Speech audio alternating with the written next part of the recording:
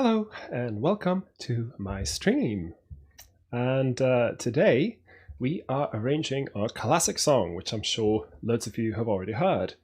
The song is called, let me just get it up on screen. Oh, it doesn't actually say. Hang on, At Last. It's the song At Last. It's by, it's mostly associated with the American R&B singer Etta James, but it's actually, it's a song from a musical. And of course, I've forgotten what the musical is, which is a bit embarrassing. I really should know what I'm talking about. Hang on. At Last. I'll search it up. Let's see. So for a lot of music from this, so this song, Etta James's version that is, was released in the 50s and is kind of, it's a very crossover-y kind of R&B song. It's a song that, as I said, was originally for, it says here, musical film Sun Valley Serenade, and it was written by Mac Gordon and Harry Warren, as I've written on the page. Now, these are two very well-known songwriters. I think they actually did quite a lot of musicals like this. And so what would commonly happen was that bands would pick up these songs from musicals and perform them, you know, in their pop band settings, if you will. And I think At Last is a very good example of this, where they take a song that's from a well-known film and they perform it, you know, outside of that film, if you will. So, we have Marco in the stream. Hello, nice to have you once again. Hope you're excited to learn some arranging. Don't hesitate to ask questions if there's anything you're wondering about. Okay, so At Last is a bit similar to a lot of jazz standards in that way. It's a song that a lot of jazz bands in particular would pick up and play that come from popular films. And so what's happened in this version, and indeed in a lot of versions of music of the sort, is that they've changed it a fair bit. So they've the original would have been, you know, tied to the story. I don't know for certain, but I am fairly sure that the original version would have had like an introductory verse. And this is something that you find with a lot of jazz standards, is that they will have had an introductory verse, which is often omitted because it's kind of, that is more associated with the show usually. It might even be, you know, referring directly to the show. Whereas if you're performing it out of context, like with Etta James' recording, then that verse doesn't really make any sense because she's not a character in a film. She's a singer performing, you know, on the radio or, you know, for a record. So the overall song is actually fairly short, surprisingly short. It's we have Philip Reed or Red. Sorry if I mispronounced your name. Hey Knut, glad to be here. Looking forward to watching. Well, I'm very happy to have you, Philip, and I hope you're excited to watch some live arranging. So as I mentioned, this song is fairly short. I think it clocks in at about 3 minutes, which it's not too bad. And this song, I'm just going to go into panorama mode, which I always do when I arrange because it makes it a lot easier. It's like you have a timeline of music. And you'll see that I've already done some preparation. I am very much a fan of transcription when I arrange. First of all, because I tend to arrange on paper, which means that I write out all the notes. The equivalent, if you're arranging by ear, would be you listen to the song over and over. And it's really, really important that you really get to grips with all the phrasing of the music. Now, for this song, as you'll come to see, the way it's performed, it does not always fit very nicely onto sheet music. Let's just have a look at. So this is, again, just stuff I've picked from the recording. Like you see, it's at the moment soprano, alto, baritone. I kind of figured I want to do more of the typical community choir setup where you have a soprano, alto, and then you usually don't have enough men to have a separate tenor and bass section, and so you kind of stick them all together in the baritone section. And usually with some sort of accompaniment, piano. You could also, you know, have guitar. I usually leave chord symbols on my music unless it's very classical in nature, so that, you know, if there happens to be a guitarist, then they could use the chord symbols. In this case, I think I'll probably write it for piano with voices, because that's a very typical community choir setup. Okay, so let's look at the first phrase here, the first couple of phrases. The first one's easy, minim, minim, dotted minim. You know, that makes sense. Then, look at this. This does not sit right on the beat, does it? And this is very common, and probably also why we really quite enjoy the more loose singing you find in you know, in singers like, say, Etta James, who was very much, you know, a blues singer, who will improvise on the melody, change it, pull, push, play a lot with the timing. A lot of this was done mostly, I'd say, not necessarily super consciously. This was part of the singing tradition. This is how you sing blues music, and so this is how it's done. But what happens is that when you try to write that out, it's going to look like this. This is, you know, very much not on the beat. It's got loads of syncopation. Now, you have to ask yourself, is it worth, you know, spending all the time writing out this? And it did indeed take me quite a while to notate this. And that kind of comes with ear training. It comes with having done it loads. And I think it's actually getting to write out really complicated syncopated lines like this is going to be really, really good for your ear, because you will get really, really attuned to, okay, so she is actually singing on that part of the beat, and now she's pulling, and now she's pushing. There'll be stuff that will surprise you about the way singers interpret songs, which aren't maybe as obvious when you're just listening to it, because it sounds like they're just kind of, you know, floating along and, you know, maybe playing around with the timing. But when you have it written down like this, you're like, wow, it is really such, you know, careful, complex rhythm work, really. Now, of course, the issue you might run into if you do this like I do is that it's really hard to read. And so you give a singer this line to sing, and they'll be like, oh, this looks scary. It's a mix of, you know, of quavers, semiquavers, and when you go, you know, here, it's got like a dotted note, and that can look quite intimidating. So I think you need to be prepared to know more or less how these phrases sound if you're going to do it like this. Now, it's perfectly fine to simplify. And in fact, I may end up simplifying just a bit as I go through. The reason why I think it's good to preserve this kind of timing is because you avoid this really rigid, you know, on the beat kind of thing you get a lot of the time with music that is notated. And it's very much against, that goes a bit against the performance of the song, because much of the appeal comes from the fact that it doesn't sound so rigid. It sounds very much like it's happening in a more loose, rhythmical way. So I think there is merit to trying to achieve that, even with ensemble singers. It does require careful work with them. It does mean that you're going to have to say stuff in like, you know, da, da, da, da, the skies above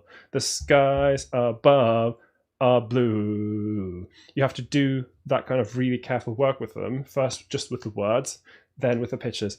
And yeah, it does add rehearsal time, but it is going to make it a lot more in the style of the song. Okay, so I've talked a lot about the complex rhythms. Some of them I might end up simplifying. As you see, I've written in all of this on the alto staff now. Now, another useful thing about doing transcription like I've done is, because Etta James is singing this very much in the alto register, you will get, the more you do this and the more you kind of associate what you see on the page with what you hear in the recording, the more you will kind of instinctively start to understand, okay, so that's what I can get from a singer in that range. Etta James does do a fair bit of belting at the high notes here, and so you'll know that, this first phrase, and life is like a song, that one, that C, for instance, that B flat here, those are belt notes. And if you have singers that can belt, you'll know that, okay, I need to get them up to that note to get that really intense belty sound, because you will know that from having listened to recordings where singers do that, and you know roughly where that is in pitch. So that's a useful tip for you if you want to, get more used to vocal qualities. Writing out phrases like this makes you see exactly where they're singing. Okay, so now as I said, I've written this out temporarily on the alto staff because I listened to it and I'm like, okay, well, I'm just going to write it out on one staff and then I'll think about ways to arrange it when I get into it.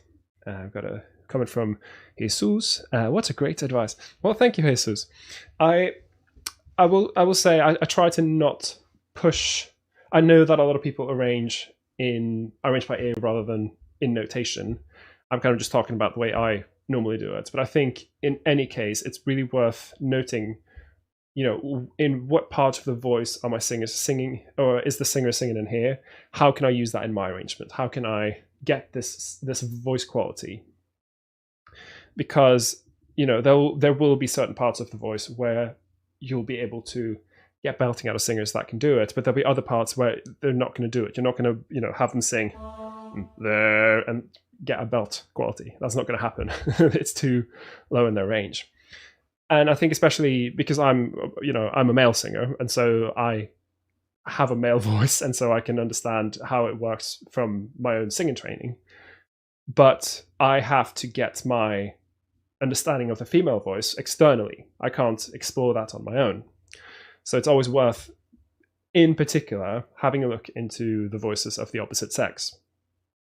Because I do think that unfortunately a lot of male arrangers don't always get the female voice completely and vice versa. So just keep that in mind, Okay.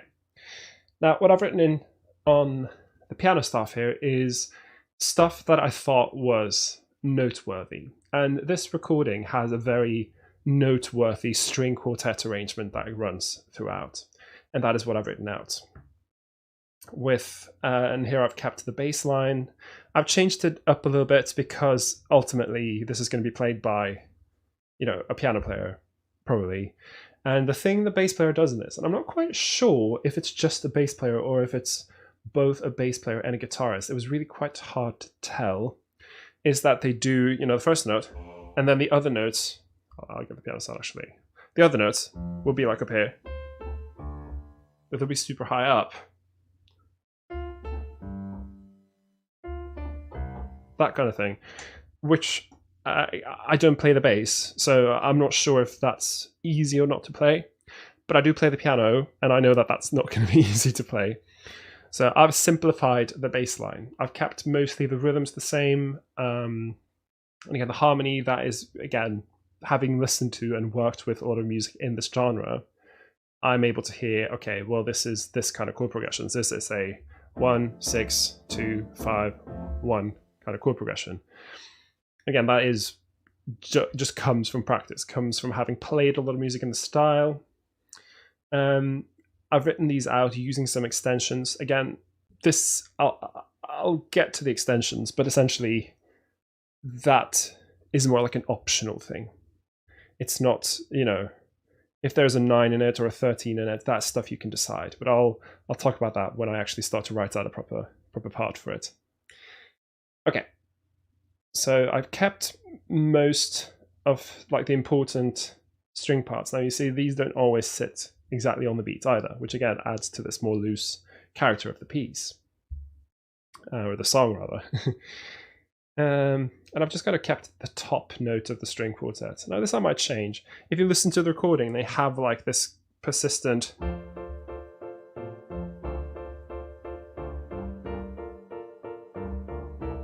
this kind of triplet thing happening in the piano, which I could do, but in this case, it might be worth maybe having the piano player do both, and this has to be planned.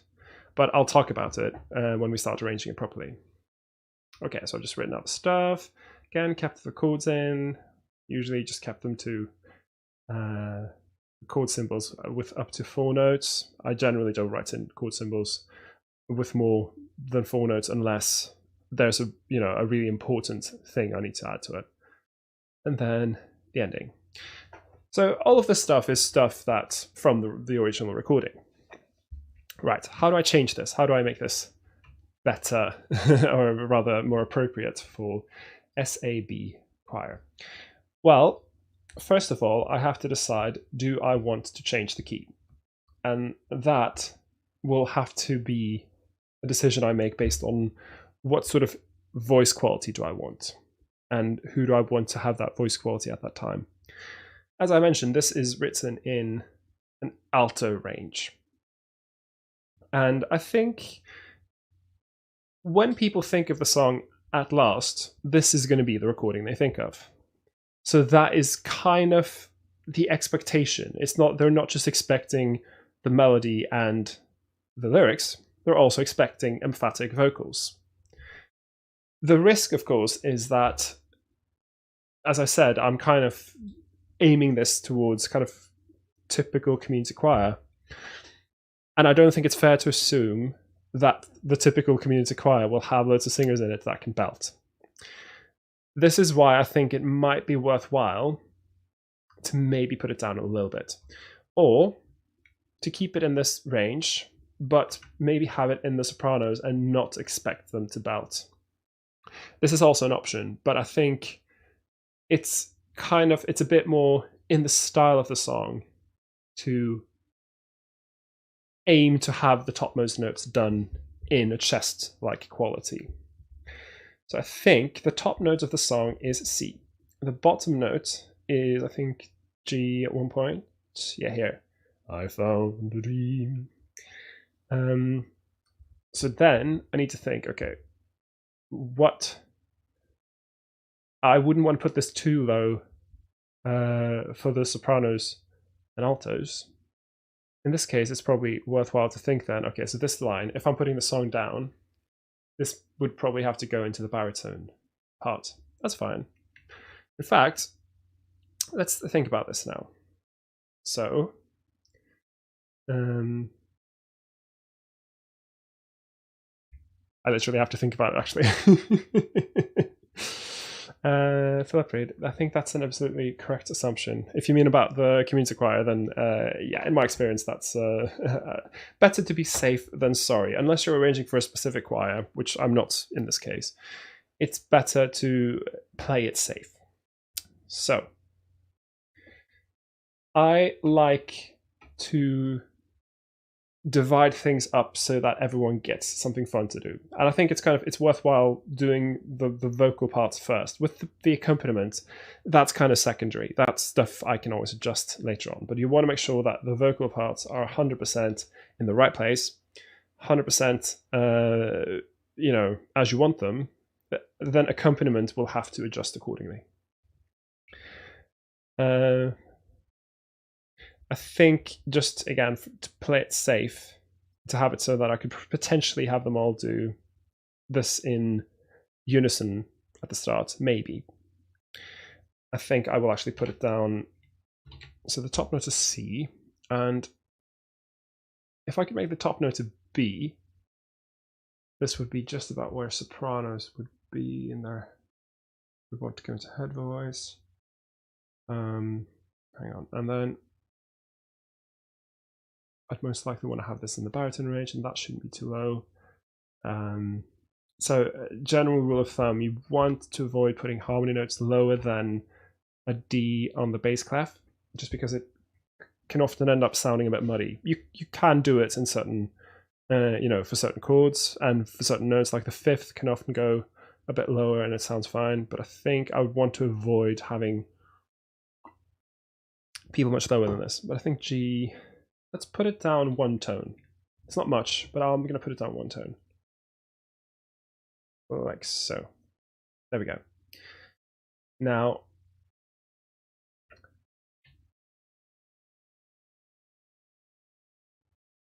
it would be quite nice to have this in the altos. And then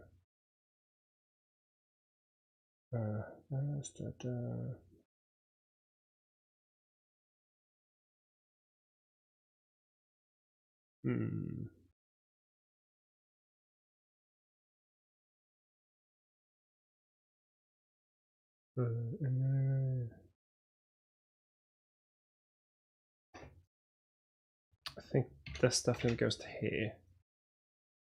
Yeah, that's just about fine for baritones. You don't want to push the baritones too high either.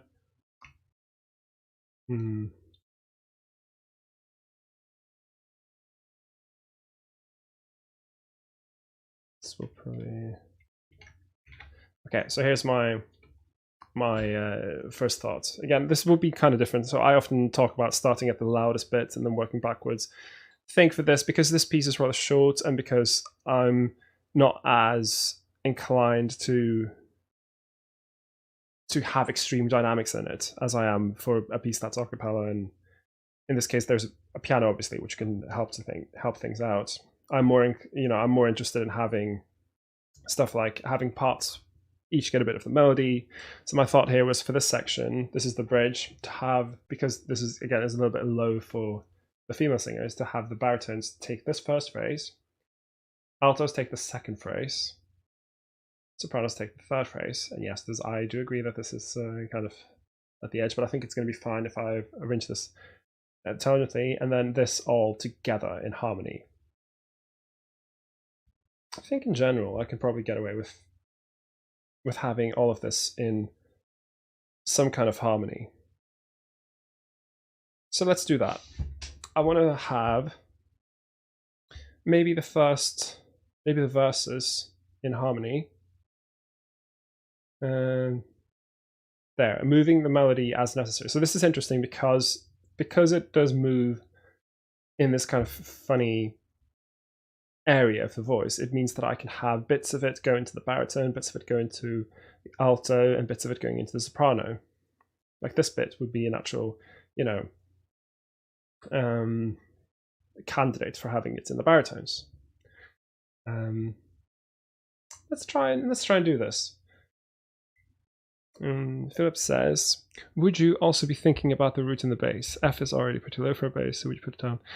Okay, so when I do soprano, alto, baritone arrangements, I don't think of the baritones as singing the bass note. I think of the accompaniment as being the bass. The baritones are more likely to be singing above above F, above C, below middle C, if you see what I mean. I think it's better that you have the piano do the bass in this case, just because they have, the bass singers can maybe get down to bottom C if they're like true basses, but generally, you'll have them at the G at the bottom of the bass clef. Whereas the piano, can go all the way down to the depths of the earth at the lowest A they have available. So they make better candidates for playing the bottom bass notes in this case. So Philip says, when you're talking about change the key, yeah, makes sense, but it wouldn't work for acapella. Yeah, so for acapella, you would have to take this into account. And F, I do agree, is quite low. I would dip under occasionally, maybe, but unless I know for sure that, yes, I've got a bunch of true basses that can definitely sing, down to a D and they're fine and they're not still going to be able to project. Unless I know that for sure, I would keep them at G and above most of the time, because in my experience, most male singers can sing down to that G and still have projection. So that's, but that's of course in an a cappella situation. With piano accompaniment, I tend to kind of just give that to the piano and maybe focus more on oohing and ahhing and having the melody go around. My initial thought was this first chord, again, it comes out of this introduction that's seemingly in 4/4, going into something that's in the 6/8 feel. So it goes into a triplet feel.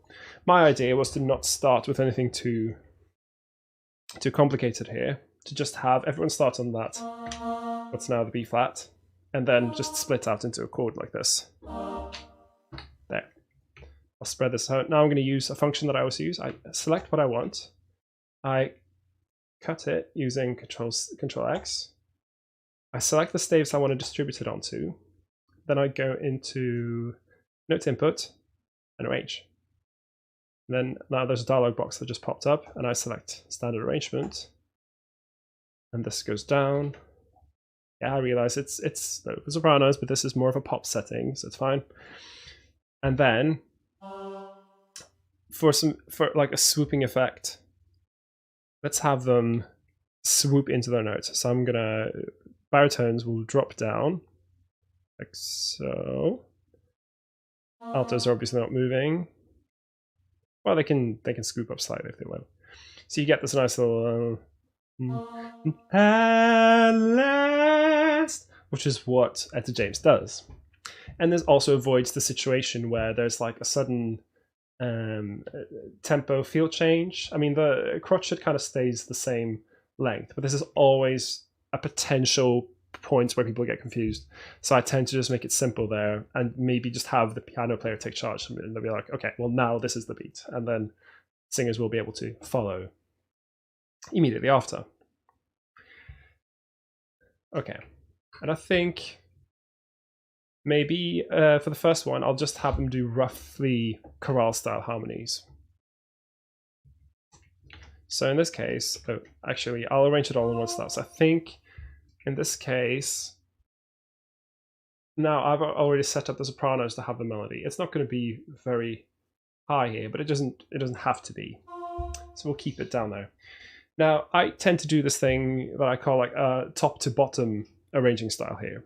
I'll look at the top notes, I'll look at the chord, which I got roughly from the recording, and this is, you can change this. This is roughly what it was in the recording. I can change it if I want, but I'll probably keep it the same because people are gonna have expectations when they go into listening to At Last, and so they'll expect that the chord progression is going to be something along the lines of something like that. So I look at the top note, which is F, and the chord is F minor. Right, what notes am I missing? I'm missing C, and I'm missing A flat. Now, it's true that for an F minor 7, there's also an E flat, but the E flat comes immediately after. And here's where the fact that the basses aren't, there is no bass section singing the bass, but there's a piano doing it, means that I can leave out that F because it's going to be present in the piano and the accompaniment always. And then I'm just going to do that, and I keep thinking also, how do I make sure that people move the shortest possible distance so that voice leading is consistently going to be good. And here I can just oops. There we go. Once I get to that E flat, that turns into more of a suspended chord because music theory. I have my B flat chord here, but with an E flat at the top.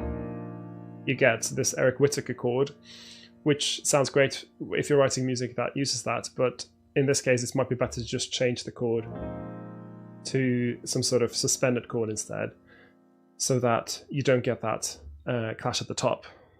So with the clash, that can work, but this sounds a little smoother.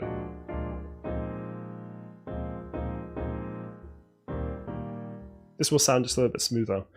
And this just comes from knowing, okay, what sort of notes are in the chord, what are acceptable replacement notes if I find that there's a clash that occurs, like here with the E flat. Now, usually what you do is you move the third down to the second. And yes, I realize that now I'm talking a lot of music theory here, but this is kind of what you end up doing when you do a lot of vocal arranging. In this case, I can probably just have them move like this. In this case, this chord won't have a third or a fourth, but it's kind of short. And also the fact that there is piano accompaniment means that there's less pressure to make sure that every single note is covered all the time. It's going to sound the smoothest if it is. And here I'll switch because I don't want sopranos to finish on a low B. So I'll just switch. Come along, like so. So you get this nice little resolution effect. Very typical of classical music, actually. Okay, so now I've got this nice little simple 3 parts harmonization where the melody is mostly in the sopranos and switching over to the altos at the end. With a song that people know well, like At Last, if you move the melody around, people aren't going to get confused because they know what the melody is. Sorry, they know what the melody is. they know what it's supposed to sound like, and they will listen for it, and they'll seek it out, and they'll be like, oh, it's there, oh, it's there, oh, it's there. So it's not going to be a problem to move it from part to part. It's cutting it out, and then use the arrange function. Oop. There. And you'll see that it's all, Sibelius has decided that this is in the right range for all parts, which is true. But you will have to go through and do a couple of things. Like here, for instance, this is all on an A flat, and this notation is kind of wasted a bit. So you want to simplify. This will be dotted. This is just A flat the whole way. So that looks a lot friendlier, doesn't it? And you do the same for all parts. And again, it's just cleaning it up.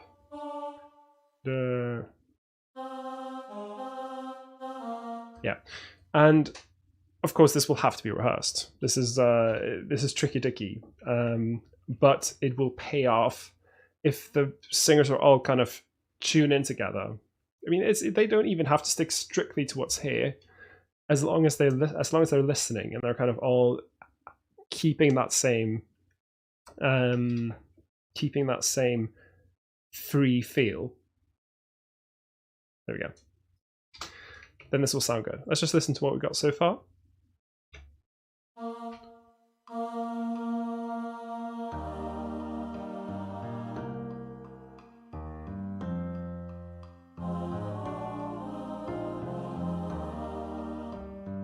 Like already, just with MIDI voices, you can tell what song this is, and then the feel is like appropriately loose.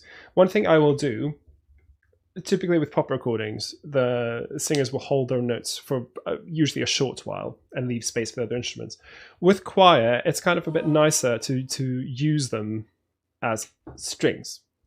So I'll just keep that note going, and maybe I don't even have to change anything. I'll just keep it on the E flat because it fits on the next chord. And it just creates more of a string pad effect.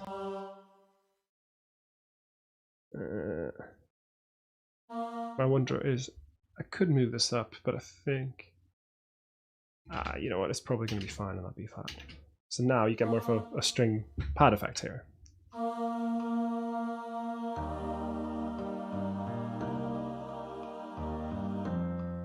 I've realized I've not actually written in dynamics. This is, I always have a go at people for not putting in dynamics, and now I do it myself.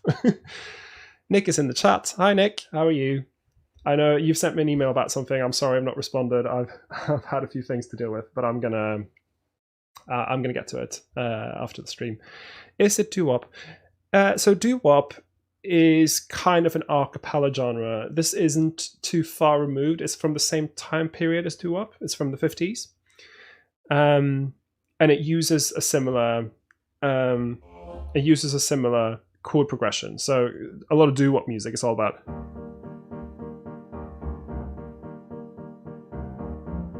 this. Sounds very much like doo-wop music. So that is not an incorrect statement, but technically speaking, it is more of a pop R&B kind of song. Okay, so this is the first phrase, long, and then again do the same thing, keep them as a string section here. Oop. And then that's just lengthening the notes, making them appropriately long. I know you can't see the keypad here. It's the capture software I'm using. For some reason, doesn't capture windows to sit on top, but I am using this thing called the keypad, which is, if you go into view and panels, keypad is what you want. I know this is covered by my face in the software. Hang on. Well, anyway, it's not that important. But yeah, you go to panels and you select keypad, and you get this little keypad, which also matches your keypad on your keyboard, which speeds up. I use the keypad. Sometimes I just use the one on the screen. It just depends. Depends on what I'm currently doing. Right. Lengthen all these notes. And lengthen the lyrics like so. I'm just going to keep the whole thing choral style harmonies. The whole first part of the song choral style harmonies. And then I'll introduce some call and response from the letter B here. but it's okay to chorale style harmonies always sound good. Here, it's going to go all the way down to the bottom of the alto range, and so I think maybe the altos do the melody here. So in this case, okay, so we've got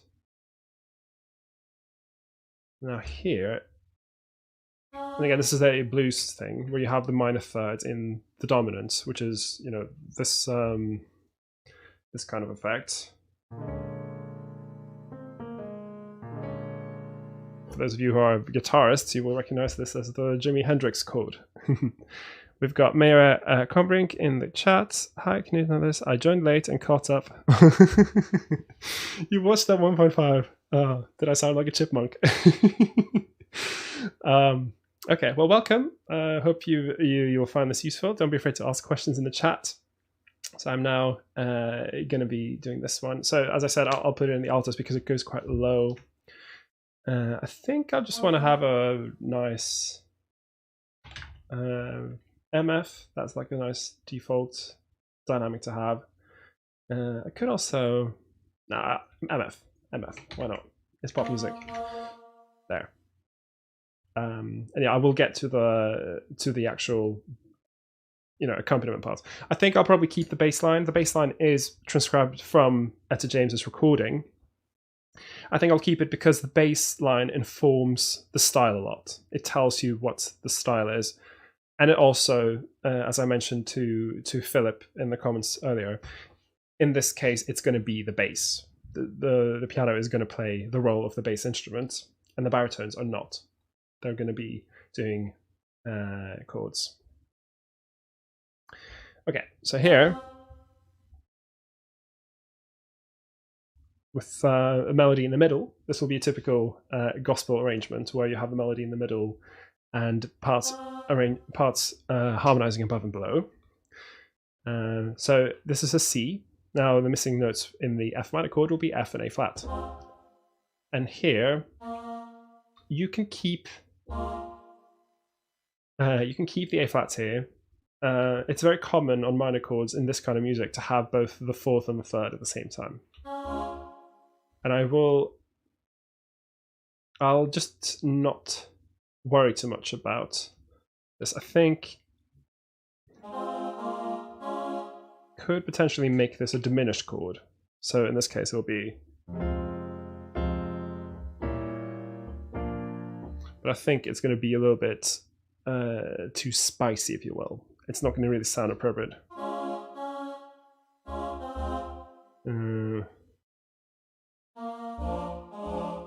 There we go. And then I have yeah, I'll have the sopranos move in thirds above. So the result will be having this kind of my lonely days. And then I'll have the other parts move to E flat here. So it's just a straight E flat major chord without the fifth. Spread that out using the arrange function. Cut it out like this, note input, arrange. And again, sort out any rests where here, for instance, that really should be lengthened like so, and vice and ditto here. Only days are over. Because I did, a quite careful job writing out the melody in the beginning. A lot of this will already look good. It's just a matter of, if people aren't changing notes, then there's no need to have several of the same notes in a row. It just looks confusing. Okay, so let's listen to what I have so far here. Let's just go from my lab.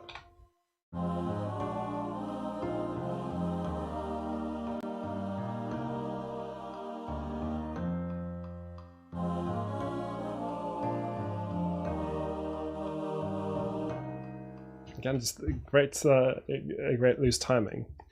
And because a lot of the parts are static here, the soprano stays on that F and then only the altos move. It means that your ear is automatically drawn to the alto parts because they're the only ones moving.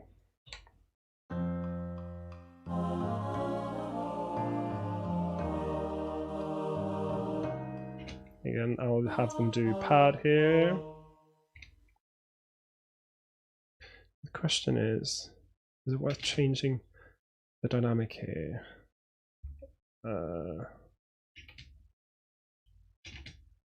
I'm not quite sure if I want to. I think just to create a little bit of life, I might do a couple of swells like this. There, it just creates a little bit of life to the sound. And then have them fade out at the end here, and then maybe MP here because they're going quite low. And here, yeah,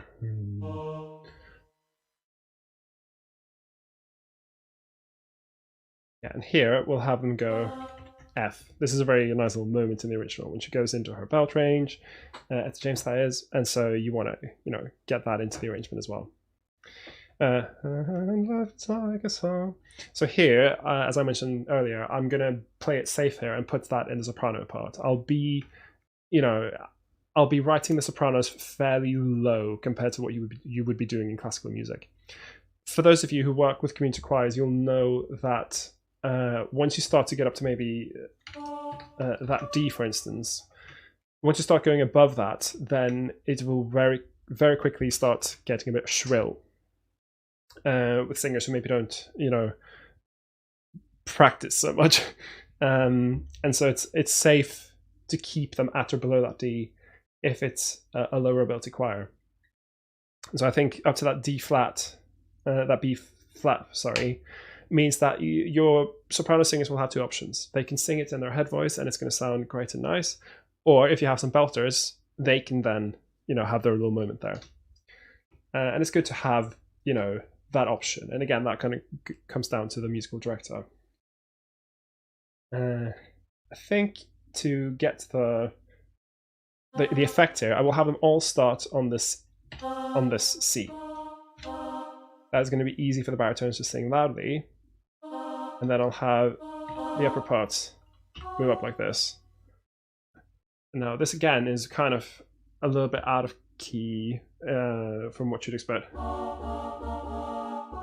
This is a sharpened fifth step. I've written it in as a flattened sixth step of the B flat chord. So that is a replacement of the fifth, which means I'm missing. And I've written sus4 here. I might maybe just make this. I'll have it resolve. So I'll have it.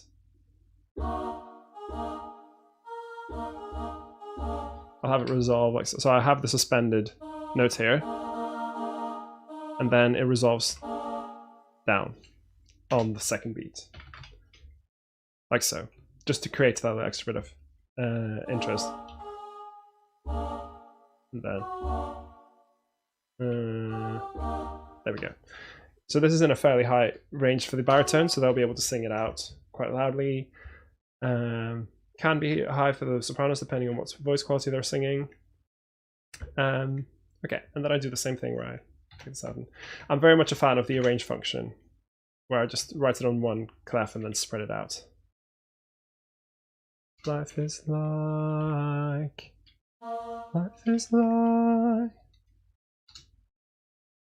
And just fixing up. And life is like a song.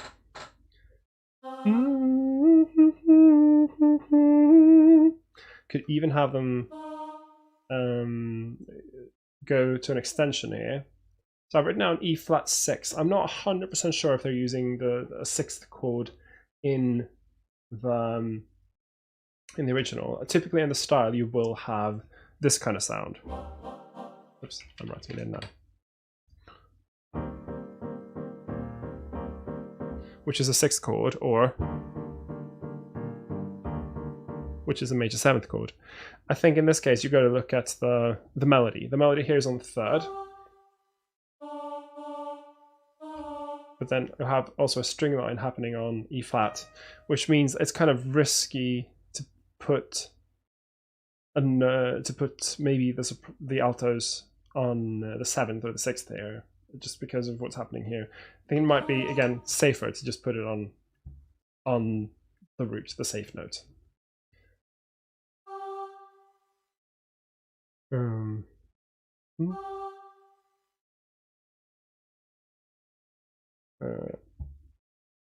Now here,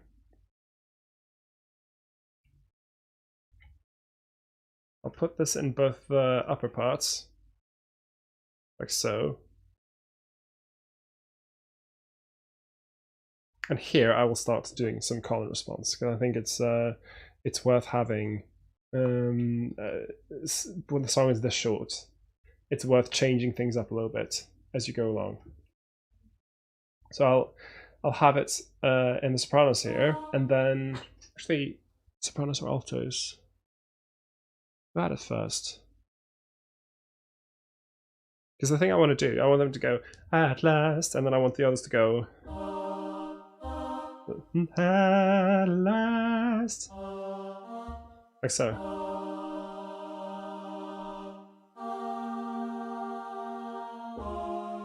They'll have some sort of thing happening.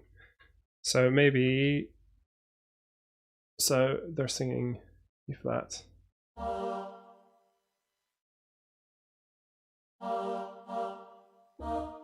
We'll do this. That's what the cello is doing in the original. Like so. So yeah, I'll put it in the sopranos. Judging from what I'm seeing here, this should probably be in sopranos. At last. These guys will go at last. This guys. And then I'll have them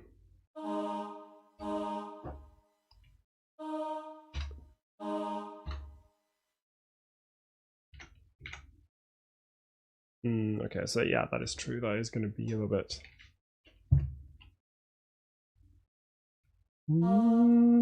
Okay, so change of plans, because I need to change. This needs to go on the alto part, basically. It's the only part that's going to be able to sing this nicely. I could put it in the baritones down an octave, but then they're going to dip all the way down to G, which is going to sound muddy. So I'll keep that here. And then I'll have them ooh here. Oops. No, I moved this. I'm not done with it.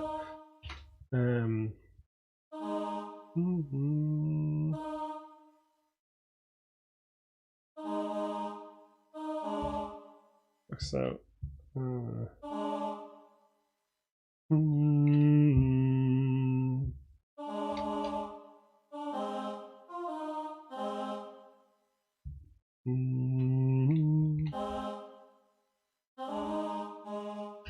Like there. This will be a nice little ooh line for them. And I'm double checking with what's the melody doing. There's an extent, to a certain extent, you do have these singing on A flat, and then baritones are also singing A flat.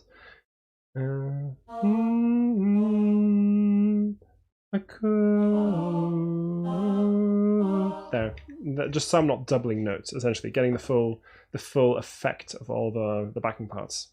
This is what I'm trying to achieve. Actually, let's do R's. Why not? Who's and R's? They're both perfectly good options here. So the first one is going in baritones, altos, and then this one's going in baritones, sopranos. Let's just listen to it from here. I might have to put some more stuff in here, but then again, you do have the piano doing stuff as well.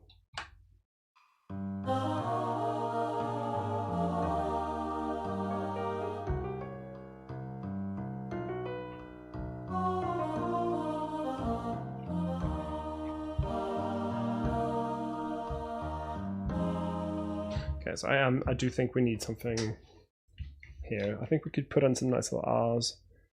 It just ends up sounding a bit bare if I don't.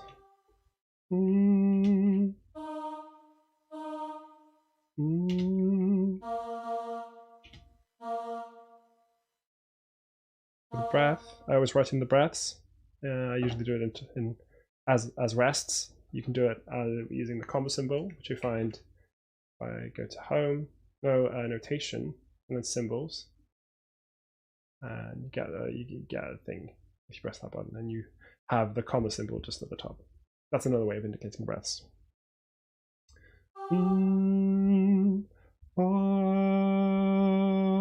So I'll just write in the chord here. And then I'm looking at what's the piano doing. The piano is doing that F sharp, which means a G here would sound a bit cushy. So I move down one inversion.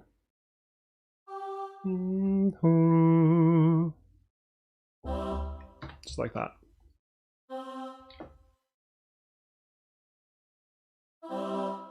Then and the chord is C flat 7. And do that with a sharp 11, because why not? It's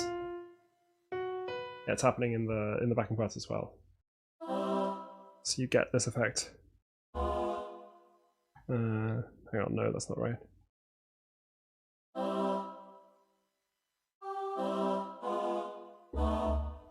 That's not. So I'm gonna make it simple. So C flat 7, it's essentially the same as B7. It's just respelled slightly differently. I'm just filling in the notes. So I'm making sure I capture the 3rd of the chord and the 7th of the chord. Those notes are extremely important to make sure it sounds like a full chord. Because the bass is already being played by the piano, that means that's not going to be a problem. So now, with these R's, right, if I respell this, like so, it'll be easy for them to see. Okay, I'm just going up 5th. Yeah. Let's listen to this. This should technically be double flat, but that's taking it too far, in my opinion. Okay.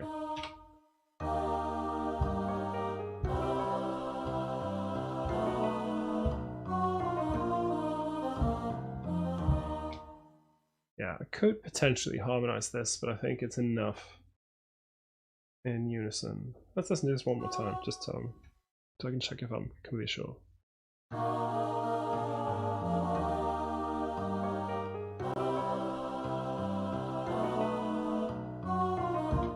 In fact, I can probably keep baritones at this note.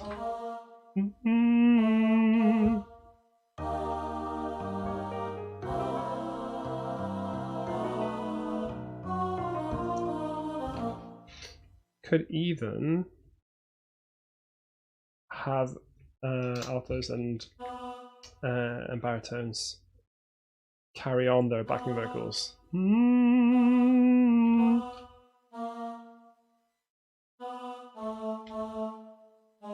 This will be slightly tricky because they're singing in seconds the whole way, but it could work.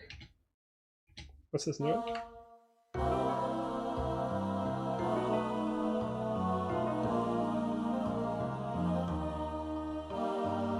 Yeah, if they can achieve this, then of course this is slightly better.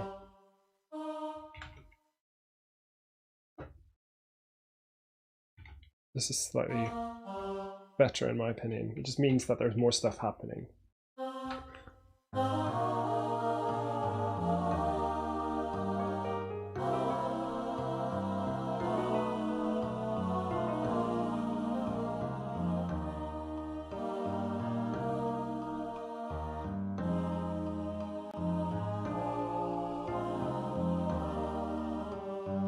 Yeah, and then I want to have, again, response from the other parts. And this bothered me. I want to, make sure that the line's there. It looks better. There we go. And basically the same thing here with baritones. And I'm going to have to change sopranos a bit.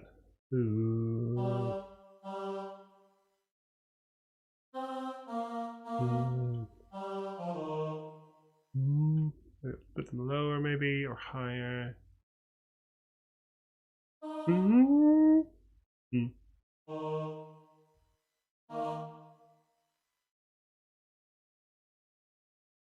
There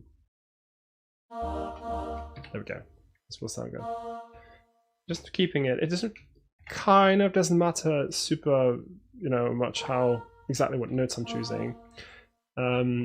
It's more about the effect of the rhythm being sung and the call and response. So what will this sound like?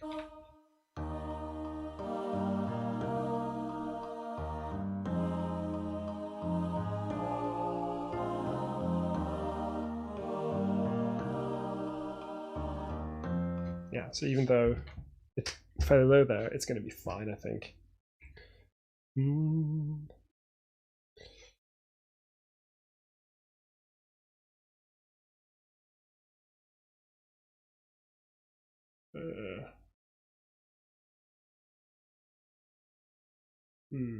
Do I keep this in?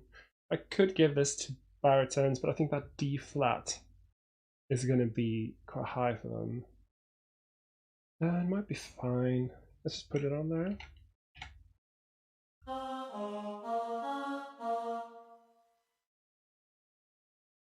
I kind of like having them do a bit of the melody as well, and then have everyone come in on The Night I Looked at You. Yeah, why not? This creates more interest anyway. It's all about creating interest.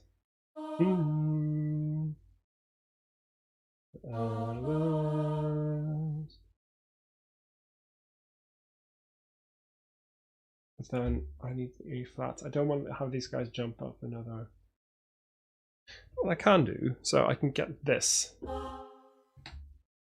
Or rather, this. But it does mean that people have to do quite a long jump. And this is also a thing I'm always concerned about.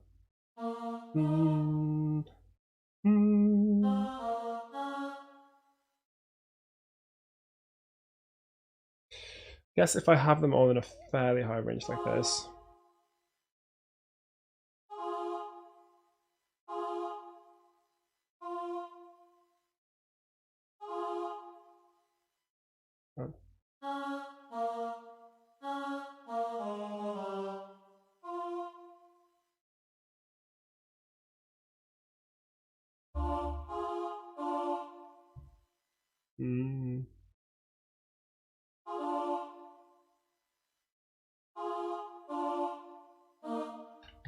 This could be fine.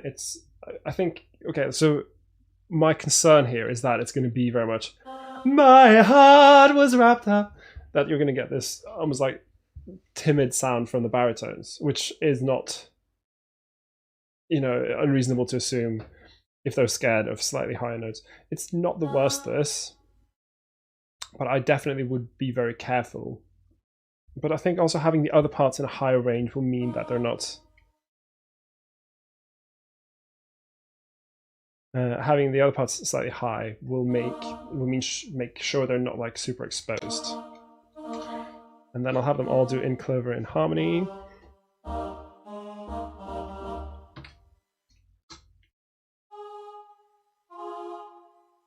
This should be an R.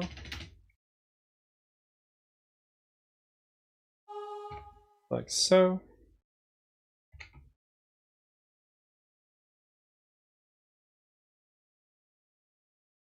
These are all in choral style harmonies. There. I think this will be fine. And just carry that throughout. Oops. There we go. Lengthening the line here. And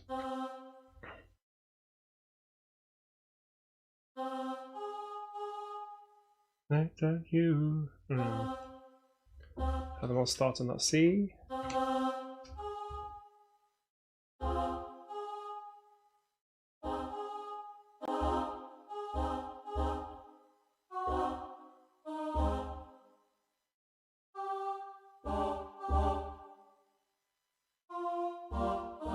Yeah, and I'm doing replacement notes. So for instance here, I'm prepared. So I've suspended, as I've written here, B flat 7 suspended, which means there's an E flat rather than a D here.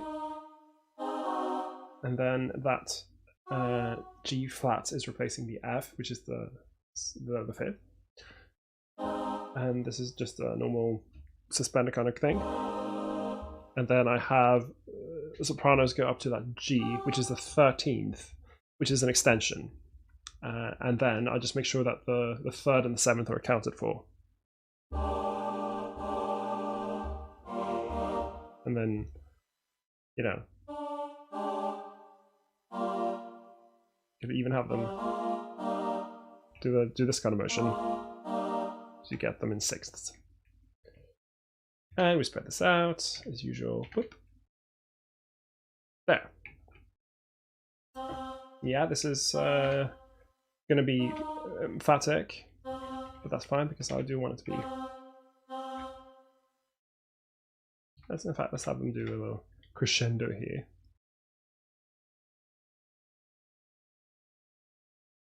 So this will sound like, let's go from the baritone part.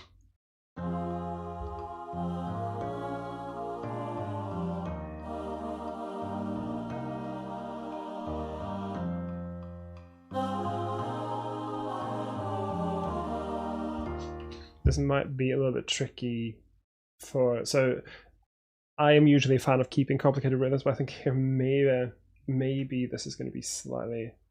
1, 2, 3. Oh, the night I looked at you.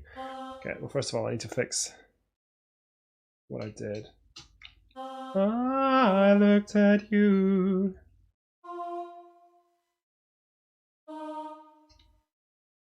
This should be just straight along like this. This is that again. Maybe it just sounded a bit weird because of how I wrote it.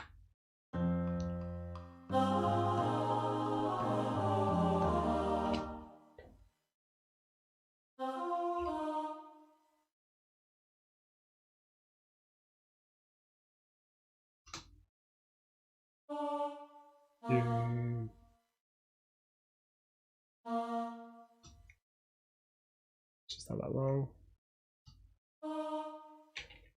E and long.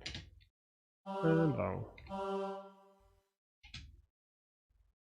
So this is that again.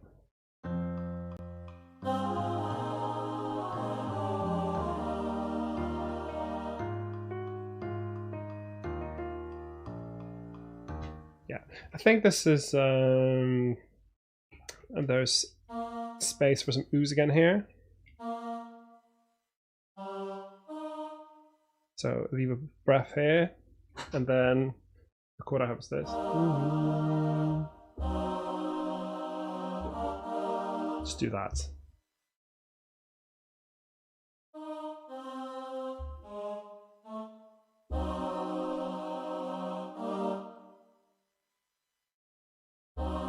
Just following the harmony. This is from the original track.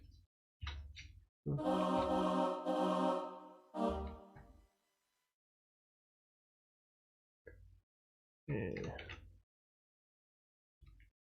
Okay, actually didn't write in the. Let's do that. Again, I'm respelling it just because it makes it more clear that, oh, this is leading up here. Strictly speaking, it should be G flat, but I'm also a fan of making. Oops, I shouldn't be screaming this. No. I'm just a fan of making the voice leading ultra clear every step of the way. Okay, let's listen to that from here.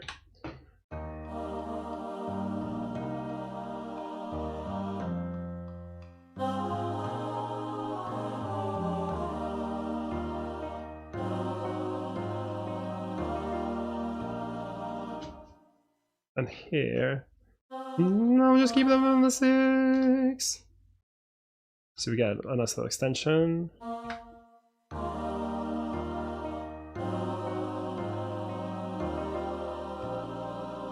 Maybe it sounds a little bit too glossy.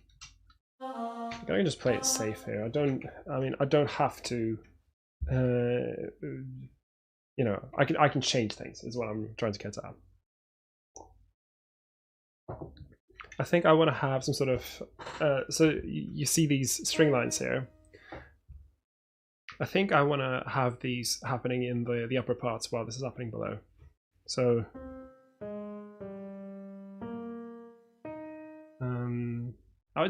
I wrote down the top part of the string line, but you can change things here. It doesn't have to be that E flat.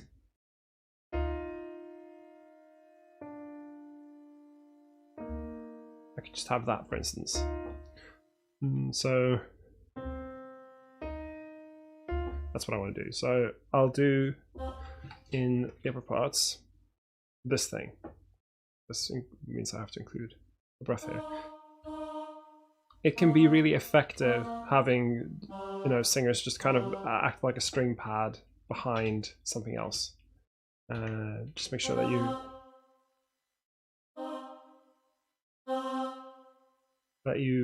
write it with good. I wanted to have a second at the top here, so this will be the root and the seventh, but it's also just that. I found a dream that I could speak to. It's always quite thrilling if you can put a second at the top, and it's, you know, and it's not going to be, you know, a super clashy kind of thing. You know, you can do a super clashy thing as well if it's appropriate, but this kind of second won't, you know, won't stick out like a sore thumb, if you will. Let's have these as oohs. And I'll actually have them go down to MP here.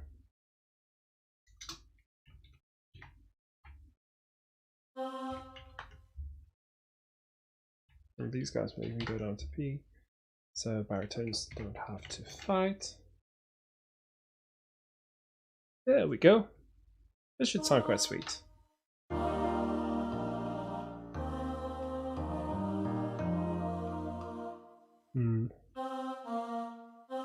Maybe there.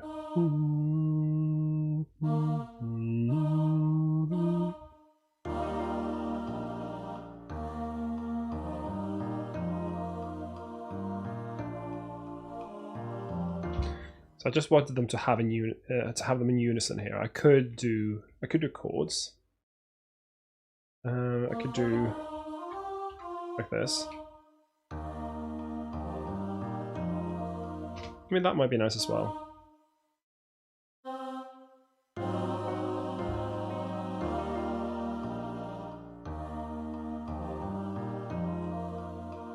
But then also that does mean they end up in unison. Just kind of want to keep them in unison here. So you have this effect of them being in unison and then one moving up, and suddenly they're dissonant, but that's okay because the altos then resolve down to that D there. Now I could also hear, because the harmony isn't super interesting, you know, it's E flat and then A flat and then E flat, and then the next chord I'm getting to is this one. I could potentially do something like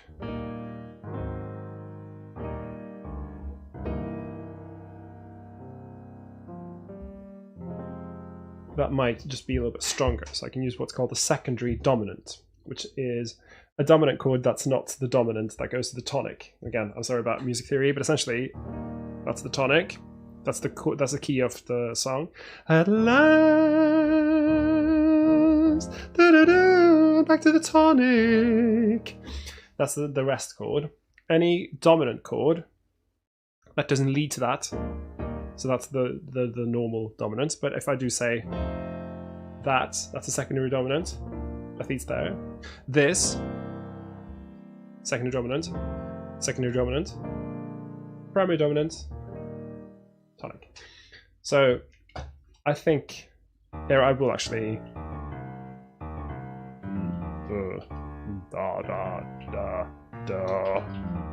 This is way low for me. Definitely. I'll do this. And I'll do this with a sharp 9, because I do want to have this line at the top.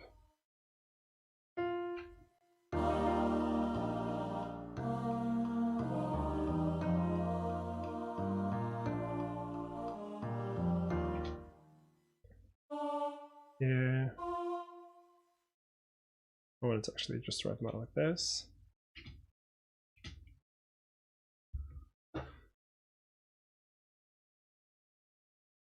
I don't want them to do just oohs or I think, you know what, I'll have them do I'll go back to what I had there before, like so, and I'll actually have them do this in choral style harmony, or in just, you know, just harmonized.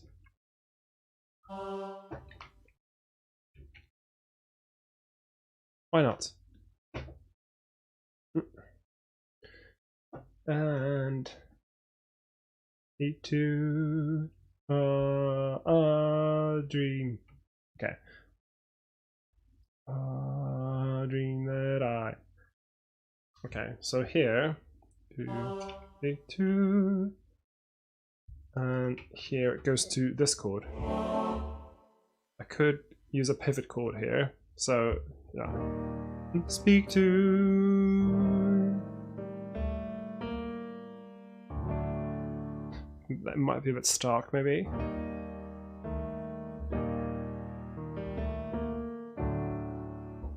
Just move kind of nicely, just like down there. That's too spicy. Maybe I don't need a pivot chord.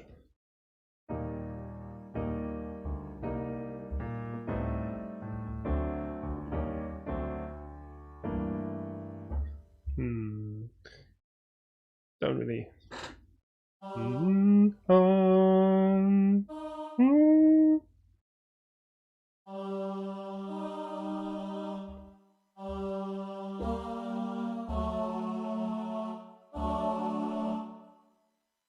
Okay, so I do want this to be in the altos, so I'll have to decide. Okay, where do I put the baritones and sopranos? Because I want the effect I want is could speak to a dream that I. So have them come in at different times. And the chord I want to end up with.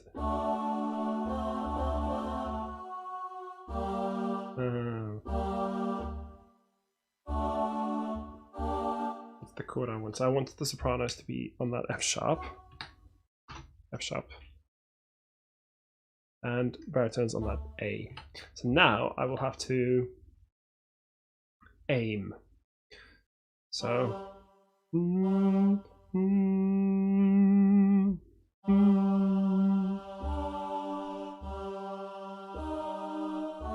Okay.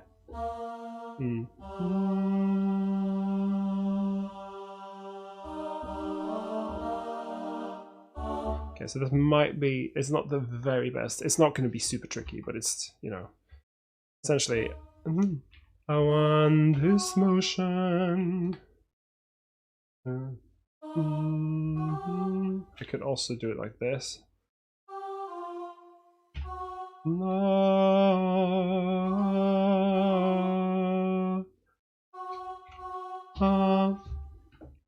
This way, maybe the voice thing is just slightly better. A dream that I, a dream that I. So.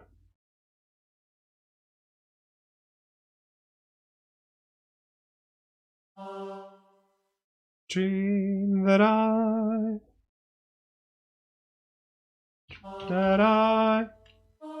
Dream that I.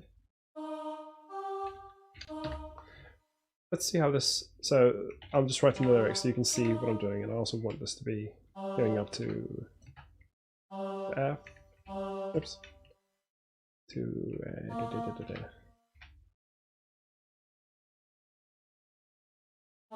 F.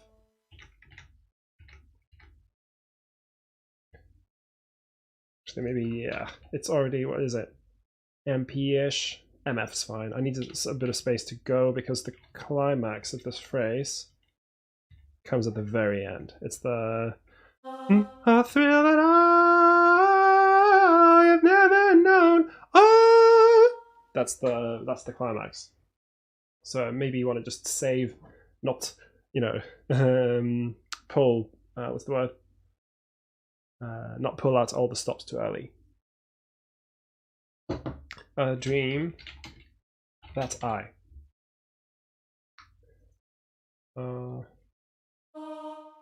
This was supposed to be dream that I.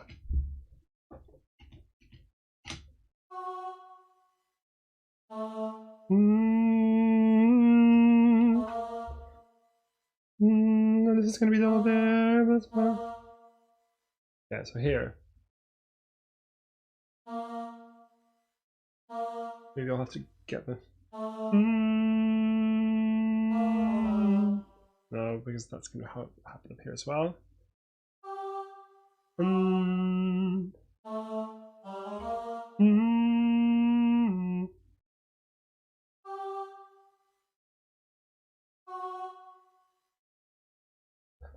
Now I'm just thinking, because the altos and the baritones are going to be stepping on each other's toes a bit.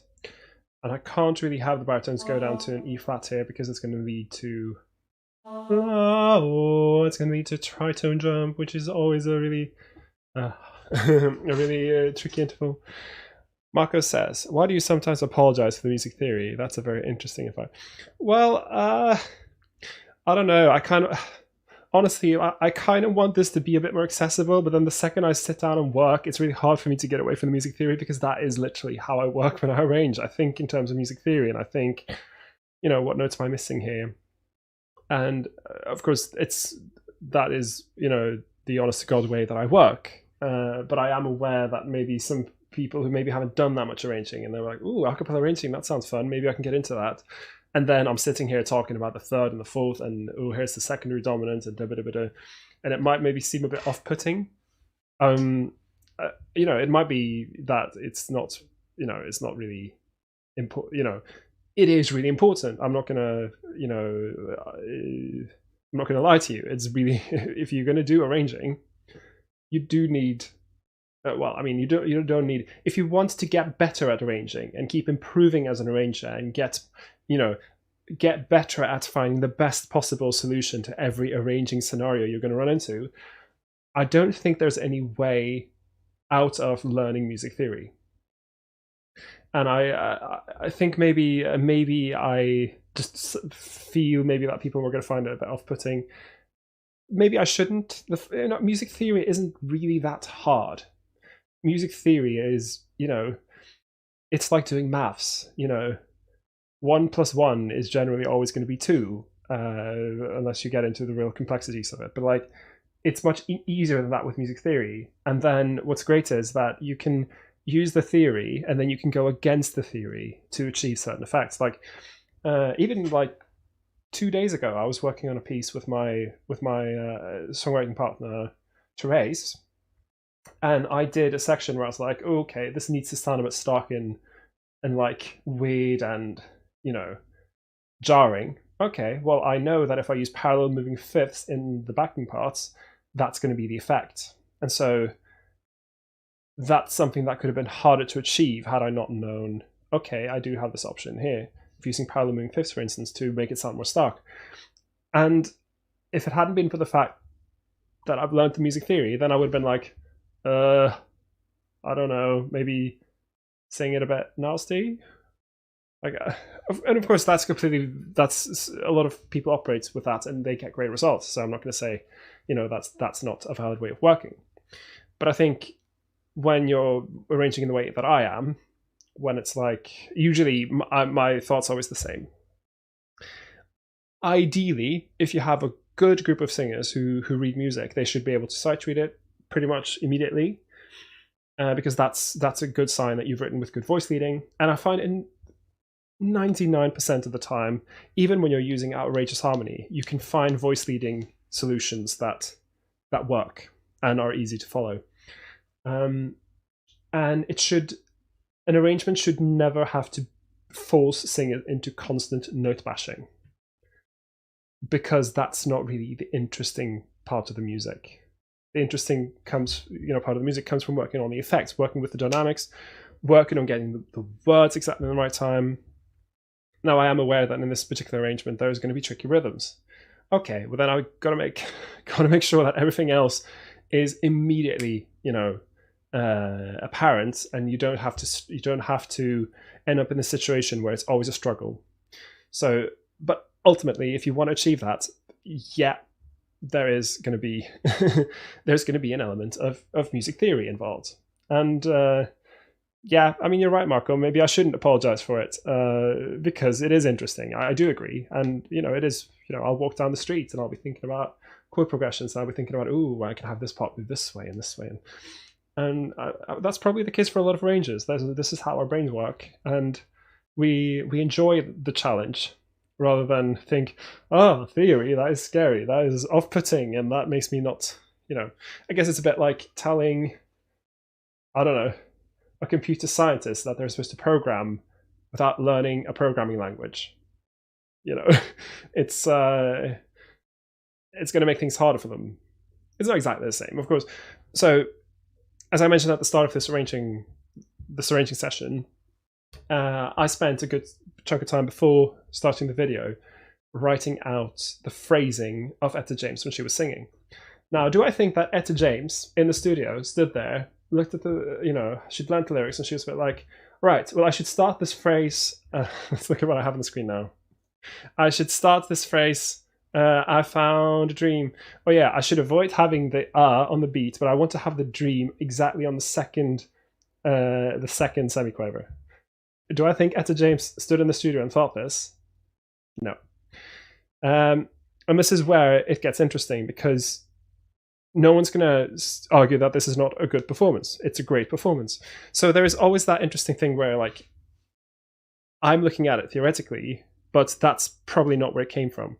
And I think I've heard music theory is described as something descriptive rather than prescriptive. And what that means is it describes phenomena that we see. So when it comes to stuff like voice leading, that someone didn't make up those rules and then forced everyone else to follow them. That's not how it worked. What happened was that a bunch of musicians looked at music that had come before and be like, okay, well, we see that clearly composers like to do things this way because this is what happens in a lot of music. Perhaps we should do the same. And then they said, well, this is the tried and true method for getting it to sound good. So it comes after the fact. And, I'll get back to this. Mayor Comic said, you mentioned that the tritone is an awkward interval for vocalist. What other intervals should also ideally be avoided? Well, okay, so don't get the wrong idea. The tritone can be awkward if not used correctly. So there's a very important distinction here. There are many situations where the tritone is a perfectly suitable interval to sing. First of all, if it is the melody, then it's going to be fine. The problem with the tritone happens if you have to sing a tritone interval at the same time as you're changing into an entirely different chord, for instance. Tritones are not hard to sing if you're, for instance, on... Let me demonstrate. So let's imagine that I'm on this B flat chord, and my sopranos are singing that third. Now I want them to move to the seventh. That's going to be a tritone interval. But that's not going to be difficult, because that's kind of an obvious note from the harmony. So in this case, a tritone is not going to be a problem because that's not a weird sound. A tritone is going to be weird if you're singing maybe the same B flat chord, and then you want to move to a C chord, and you want to have the sopranos go from this to the third in the C chord. That will catch a lot of singers off guard. La, la. In this case, and again, it depends on context. In this case, the tritone can trip people up a bit. And this is just because, well, it just comes from having listened to a lot of music that use certain, harmonic conventions since birth. And we've developed kind of music that doesn't really do that kind of shift very often, if you will. In in an individual part, that is. But okay, to answer your question, what other intervals should I do? So I would say if you want to have the safest possible voice leading, where everything is completely clear and stuff, ideally avoid having too many jumps above an octave. Like an octave, la la, that's usually fine, but like a ninth, that can put people off because it means that they have to change voice quality, and it can be a little bit confusing. And again, you have to, judge this based on context. What else? Anything that's above a fifth, you can do. That's a fine la da, but then you probably want to go down afterwards. And again, this has to do not so much with avoiding the interval, but just to be aware that once people do a huge interval like this, la da, then they have a tendency to maybe over and undershoot a bit. La da, and so by going down, you can then shift them back into key. But yeah, I mean, there's no. I'd say if you do large intervals, if you follow it up by having a move down, that's going to make things easier. If you be within a fifth, you can kind of basically do whatever you want. One thing that can trip people up is if you have a series of kind of changing semitones and tones, something like.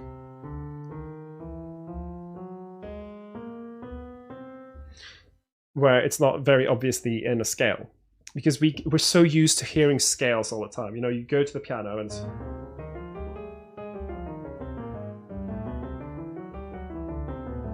then you do the minor one, and we're like almost conditioned into thinking major, minor, major, minor. So the second you have a line that's like neither, people are going to get confused. So. Yeah, it's but it all depends on context. Always on context. If it happens slower, for instance,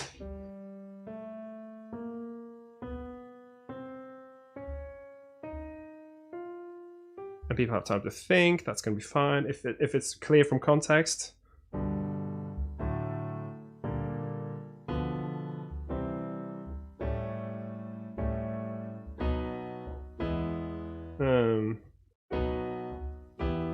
like when it's always clear from the harmony what they should be singing, and that's also fine. So yeah, short story is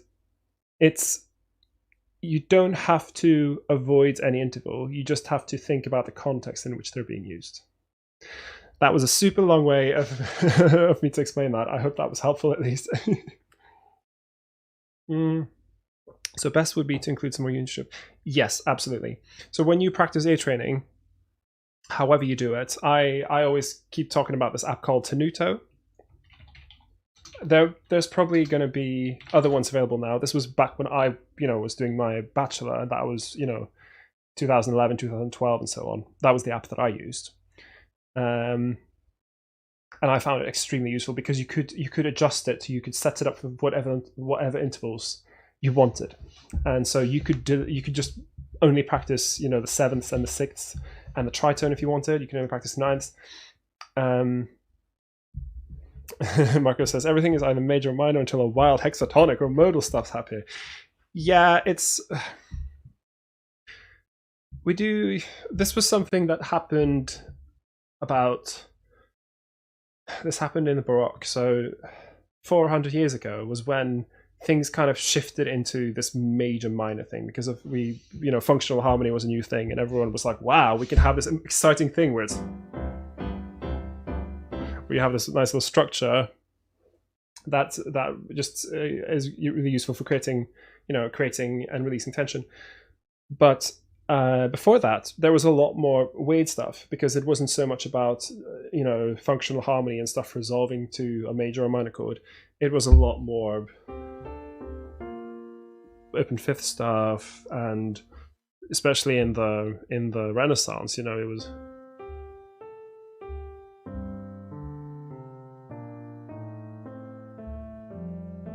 etc. It was more like lines. A really bad example there. I didn't have anything prepared, but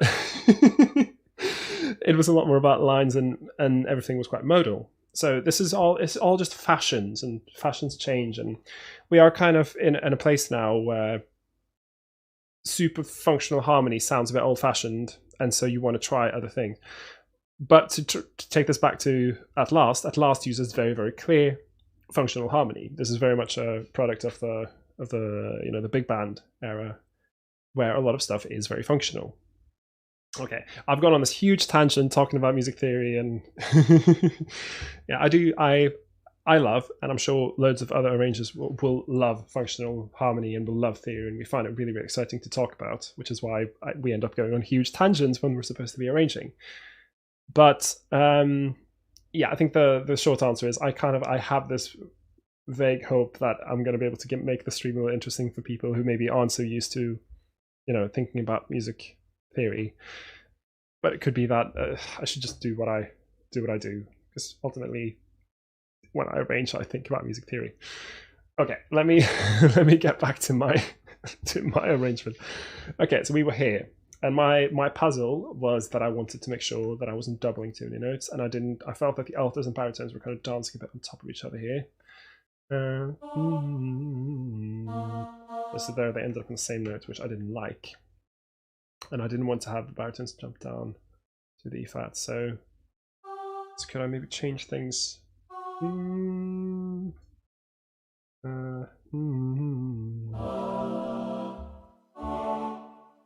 So I can do some reharmonization to make it a little bit more manageable.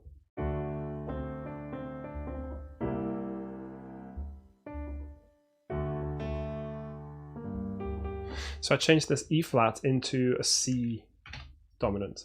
This isn't a very functional C, but what it does is it allows me to have la da da da da. It allows me to have that in the sopranos. And then I can have baritones on the G.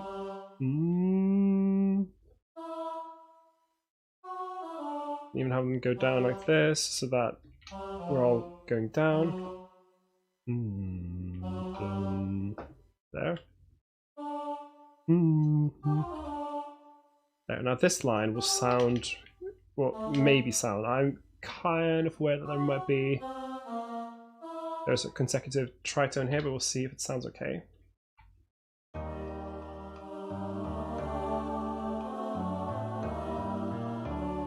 Okay, I need to change that. Change this as well.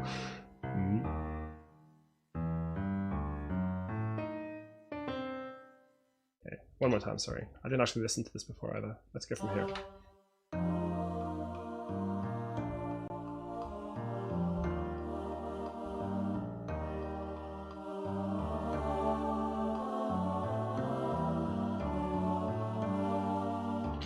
I mean, so the backing parts definitely will work quite nicely here. This is this.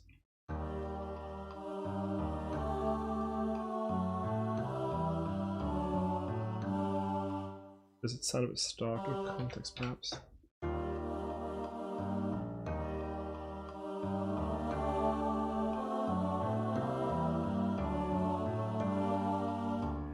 Yeah, I think this is okay.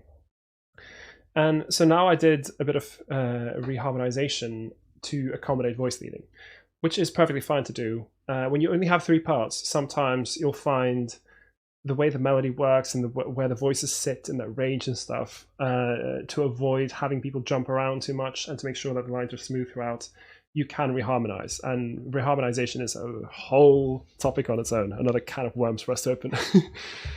We have Joseph in the chat saying, "Hello, Knut. Do you use Note Performer?" Yes, I do have Note Performer. So right now I'm not using Note Performer. Right now I'm using 2 different sample libraries.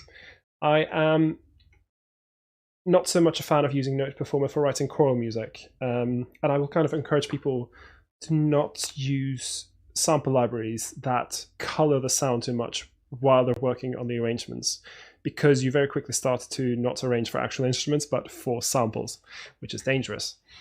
But if you can see this, I've got a few different sample libraries. So there's the built-in Sibelius 7 sounds, which I'm sure people will have in their Sibelius already. There's general MIDI, and I actually would recommend that people use general MIDI when arranging, because it sounds so artificial that you're forced to use your imagination. In fact, maybe I can do the rest of the arrangement in general MIDI just to show you. Like, it's not a bad way to work, in my opinion. At the moment I use something called Garriton Personal Orchestra, which is it's a budget sample library which I got way back in my university days, and I'd say it's good for working on choral music because it's got the most neutral, uninteresting choral sound. It's got a completely neutral sound that attacks straight on the beat, and doesn't try to like interpret the music much. So what it does that is it makes me use my imagination. I will just to show what I mean. I can do the rest of the arrangement in general MIDI. In fact, let's listen to what I have so far in general MIDI just to see. I hope this actually comes through. And let me just check that my software is actually picking up.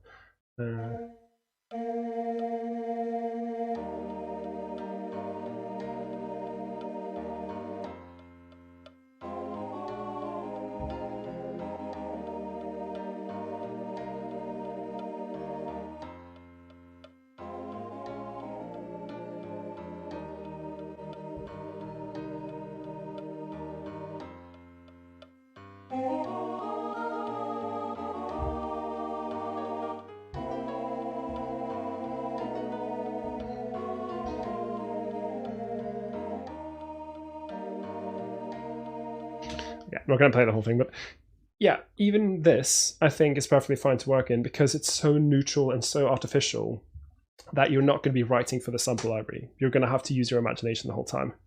And ultimately, that's what you want, unless you're indeed arranging for samples. Having something that sounds a bit fake can actually help you because you then are forced to not make the sample sound good, if you will, because they're not going to sound good. It's general MIDI. I can arrange them. Okay, so I would use this, but the problem is that I get a lot of latency. Yeah, I get about half a second of latency when I use general MIDI, so I can't do it because of that. So right now I use a combination of Garriton Personal Orchestra, and Sibelius because I like the Garriton choral samples because they're very, boring. I know that sounds like an insult, but it's not. I mean it in the best possible way. It plays the note at the dynamic and on the right time, and that's it. But the Garriton piano is not so nice, and the Sibelius sounds piano is really quite nice. I mean, just listen to this.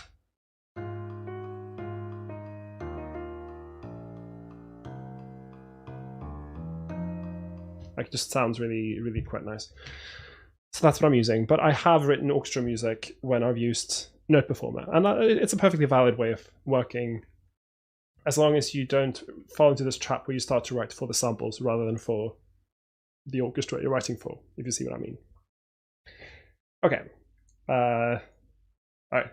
Huge digression. Let's get on with the arrangement. Let's actually have the. There we go. I like to put tenuto marks on backing parts that are just there to kind of create some motion, just to indicate that this is supposed to be a bit more like weighted. Let's go from here.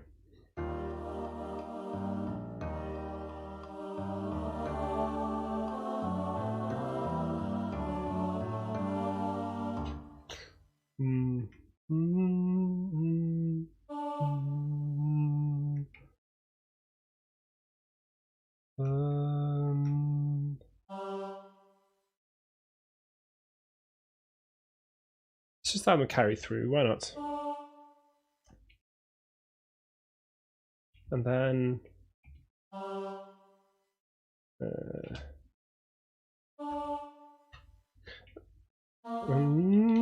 just keep them going all the way through, and then actually let's have the baritones and altos do backings here.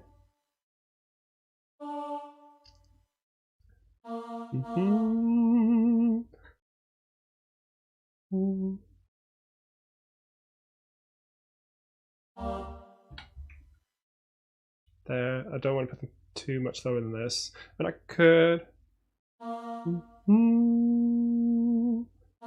I found a thrill. So I'll have the same thing where I have them come in here with a bit of weight, and then do the same rhythms as the sopranos. So the rhythm is. But I'll use this trick I learned the other week. So I'll put this down here. I use this thing called re-input pitches. It's here, where it just keeps the rhythm, but you can put in new notes, and it's a very good way to keep the rhythm, but write new notes if you're doing choral style harmonies like I am.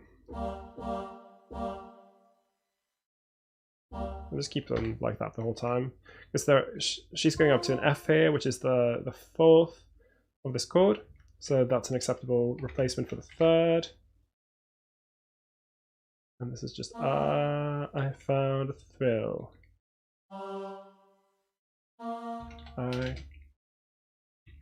Yeah, I know the spacing is a little bit out of whack here, but I'll sort that out when I do layout. Just I've worked in Panorama the whole time, because if I go out of Panorama, then it's going to look like a mess. And if you're working in the preview like this, then you're going to have to be continually fixing layout, and that's boring. I want to do that at the end. So Panorama, no problem. Cool, let's continue. So what I've got now is going to be like so.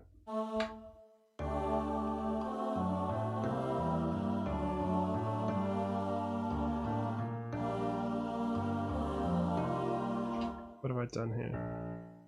Oh yeah, that's right. That's just because of the bass line.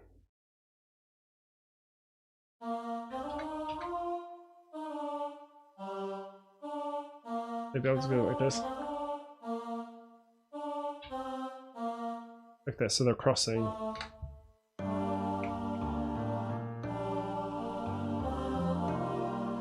There we go. So what I did now is I moved the altos up a little bit, so they're not above the sopranos.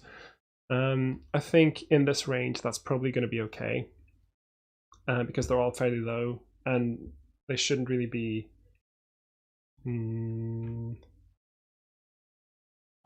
If I write them in MP perhaps.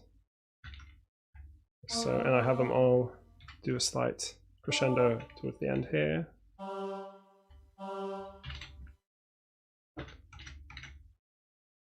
Yeah, so I'm just having them cross over, like so. There, that's all it is. And then I want to have altos and baritones doing R's. Yeah. This is what it should be. And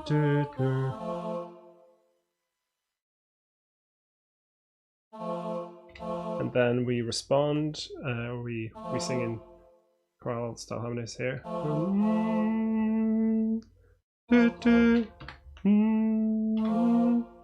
There. A, cheek 2.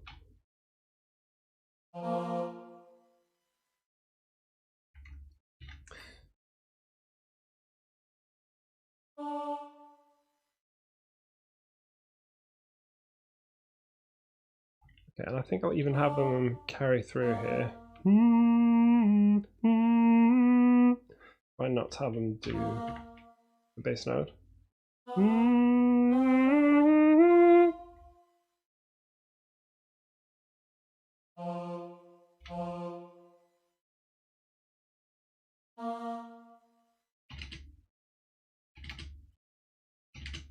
So now I'm just setting up for, this is going to be in choral style harmonies, I think.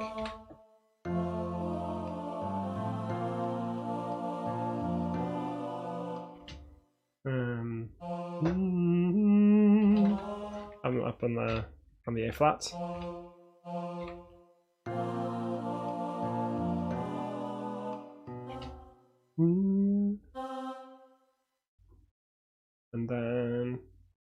Okay, so now it's B half diminished, which kind of, so it's going towards that C minor 7. Now in the original, there's definitely this kind of chord. In practice, it's going to be, again, like one of our secondary dominants, going to that C minor, which means that I can kind of interchangeably use that chord. So I'm going to have to find a way of making that all work. Let's see. Who's going to have the melody?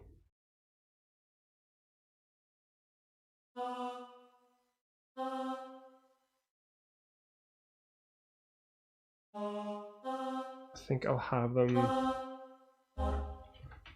altos and sopranos start together.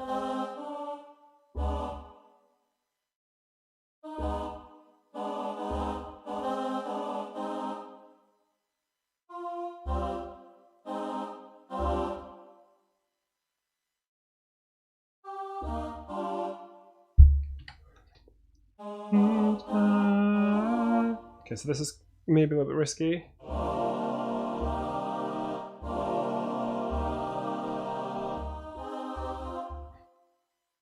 And here, there's definitely an A flat on this note. So again, we have this kind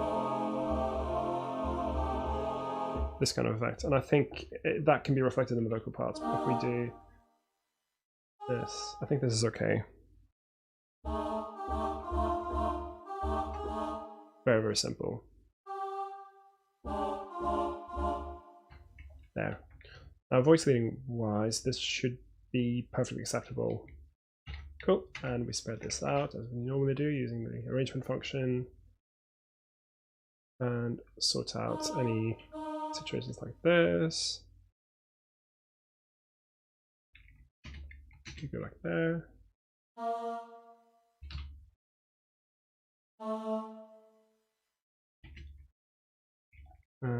No.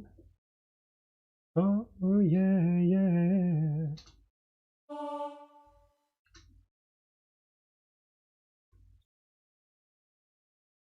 How's the sound?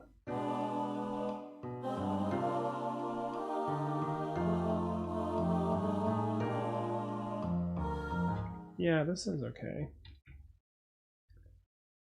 Let's have this.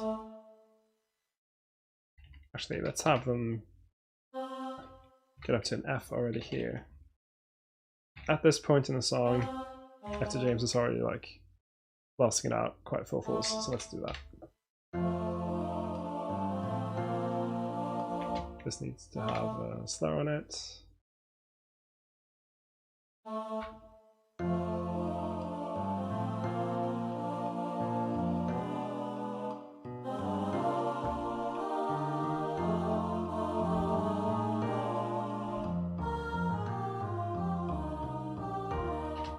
Okay, so now I kind of want to have some proper gospel 3-part things happening here.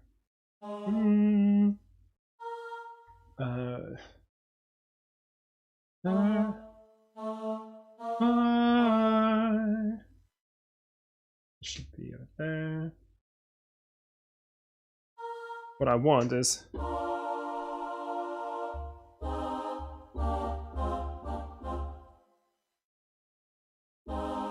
this is what I want. This is a very typical gospel way of doing it.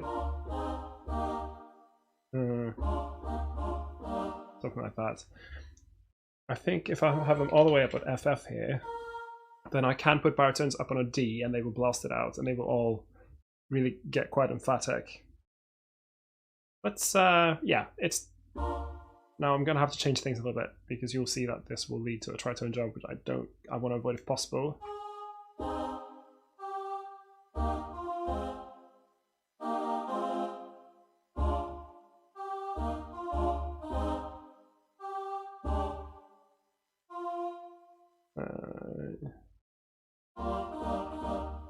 There we go. So, so this thing now, so depending on what the phrase is, so typically in gospel arranging, you will have the melody in the middle part, and then you will have a harmonization above and below. in this case, the melody is in the top part, and I think that's just because I'm playing it quite safe. I don't know, what will be the skill level of the group singing this.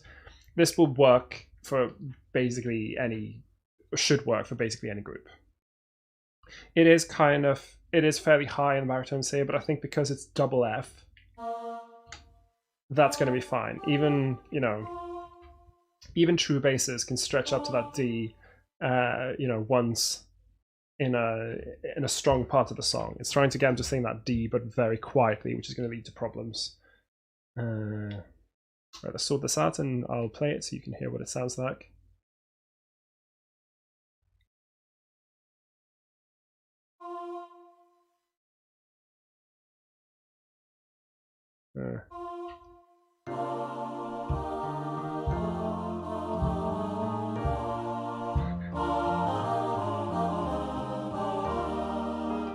Yeah, so this will probably work quite well. Hang on, let me hear that one more time.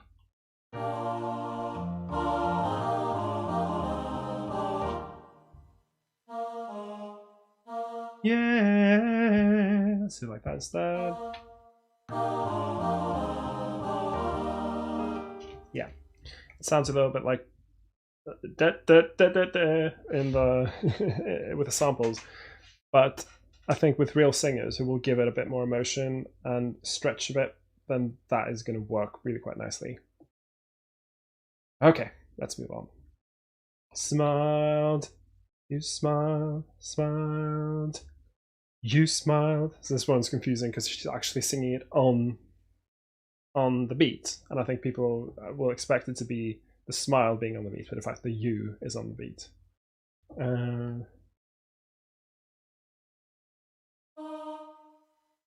think maybe go down slightly here. MF, and with and then maybe MP here. Like so. You smile.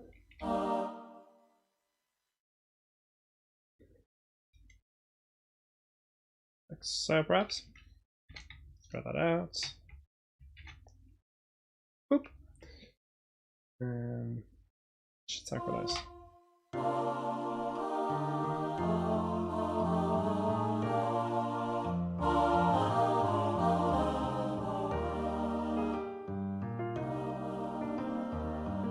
Yeah, and then we have this great little line from the original, which I wrote in here, which I'll probably want to keep in the backing parts. No, sorry, in the accompaniment. I could put it in here. I think could technically put it in the vocal part, but would that be effective? I kind of like the idea of having them going, you smiled, you smiled. I kind of like the idea of having them do that instead, rather than to do do do do do do. Does that do?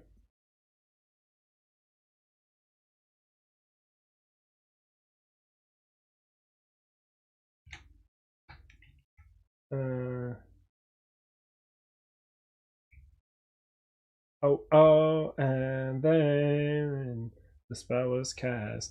This phrasing is very, very loose in the original. I think I'm actually going to simplify it a bit. Oops, I didn't want to move the lyrics. I wanted to do this and then get this one over here.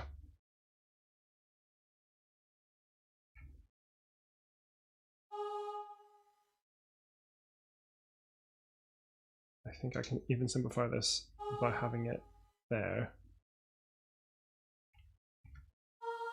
Oops, I wanted to get the lyrics as well.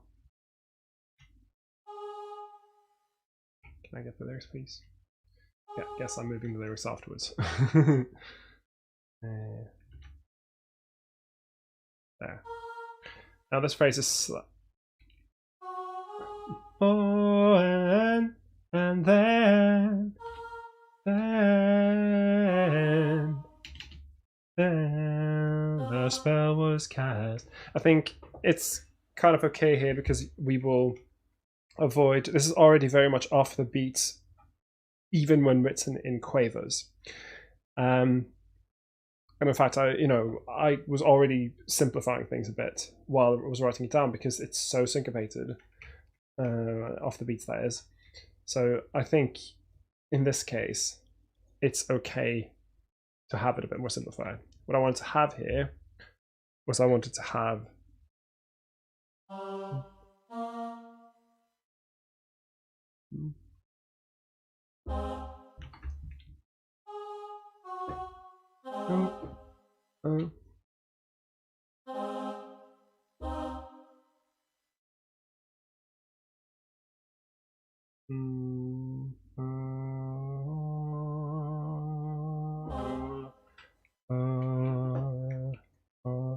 now let's have a rule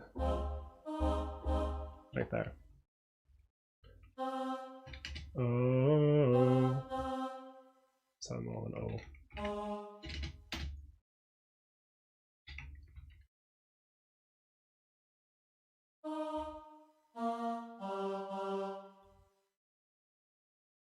Breath.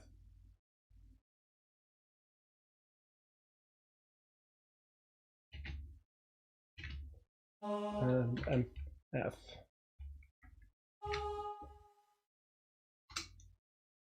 Actually, let's do it F. Why not? Do it. Blast it out. Altos, take the melody there. And we distribute these using the arrange function. The spell was cast. This one should be with a little swell. I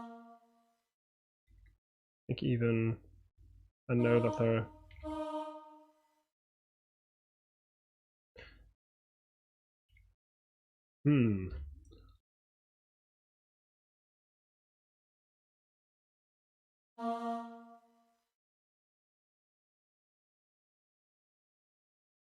And here we are. I kind of want to do this in unison octaves, actually.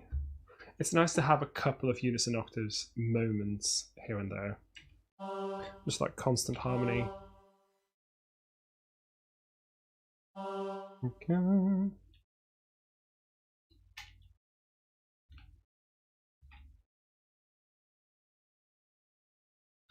There.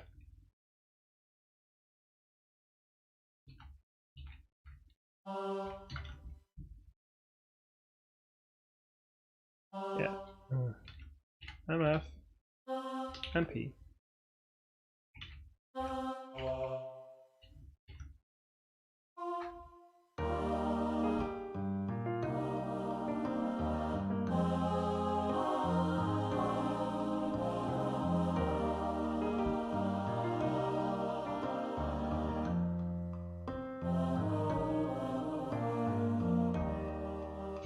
And again here, in heaven is on the beat. In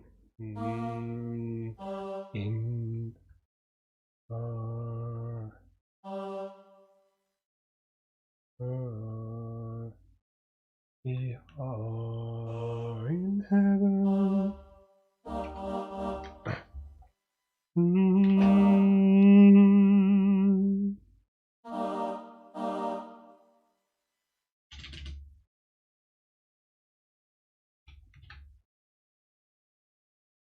There, put a swell on that one. Like so. So they're in unison octaves and then they go into harmony, which is always a nice little effect.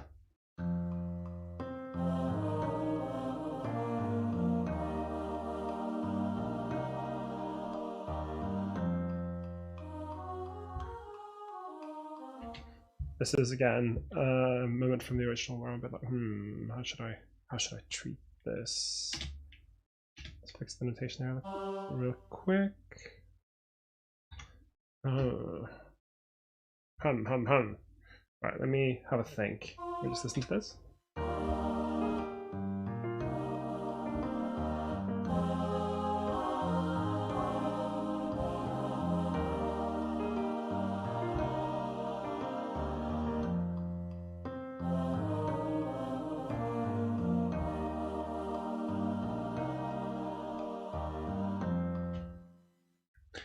I'm inclined to have an optional repeat. So this song is very short. I think I could actually get away with having a repeat here and then two different endings. And then I'll have to decide. For you are mine at last. And then a slightly, some sort of thing. And it goes back to, I found a dream. Just in case they want to lengthen the performance, because it does give you a chance to lengthen it. Because I've kind of done stuff differently every section already. For you are mine, mine at last. You can do that same thing here.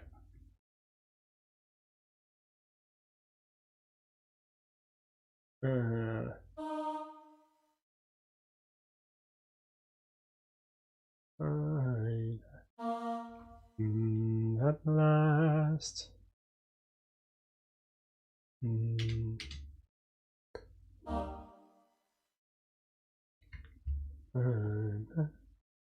At last.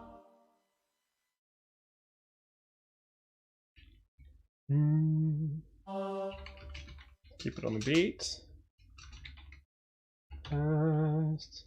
A couple extra bars. And then we'll use this thing where we have a first and a second ending, which I'll show you in a minute. I wonder again if I should just do this in unison octaves. It's kind of this fiddly line. So.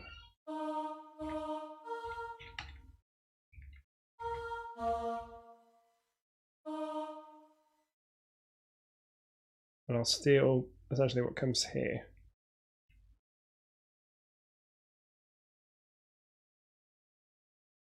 Did I just...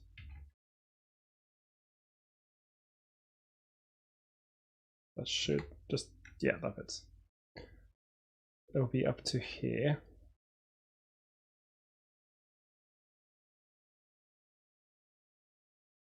And then, so this is under lines, first ending.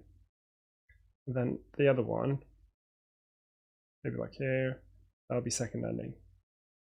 So what happens is they go through, for those of you, I mean, for some of you, this will be obvious. They will go through here, they'll go to the repeat, and then I'll make sure that I've got maybe about the same here. And then I'm going to change this up a bit because it's not looking right as is.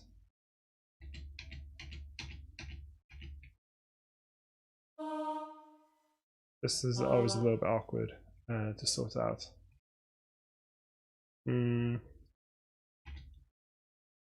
There. So now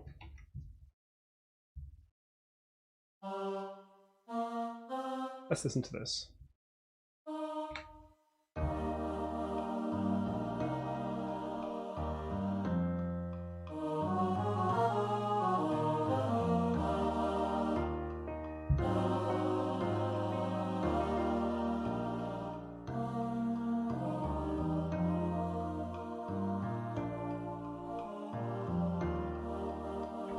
There, and now you get a chance to just get the song a little bit longer without having to do a whole lot of extra work.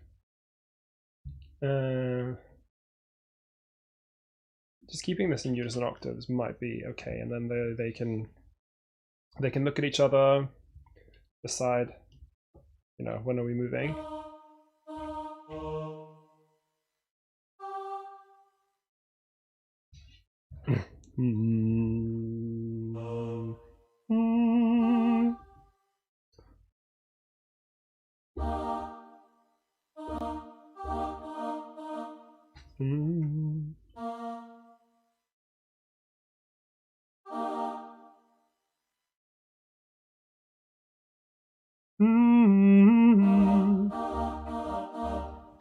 the most simple solution here.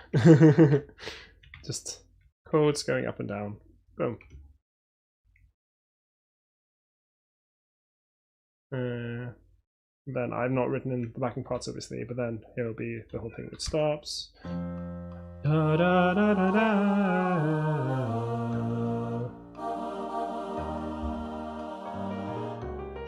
And then this can be, you know, I wrote this entirely in time. It's a bit jank, maybe.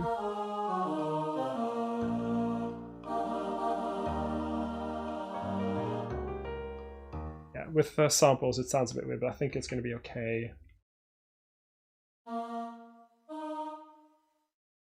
Maybe if I make this as a standard chord, then it's not going to sound as stark. Okay, and then we have the ending. I might do some vocal parts here, but okay.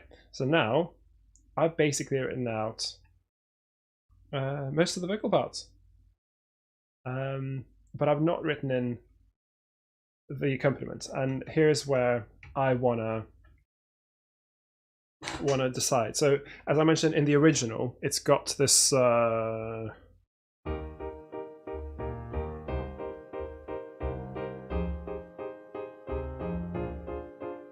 this kind of triplet thing happening.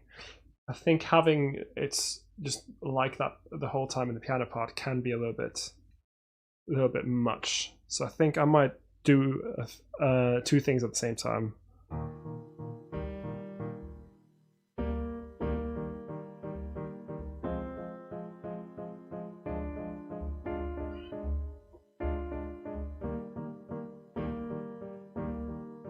I think having it like that, where the top note is being played long and the notes under it are being played in a triplet feel, will make it just sound a little bit better.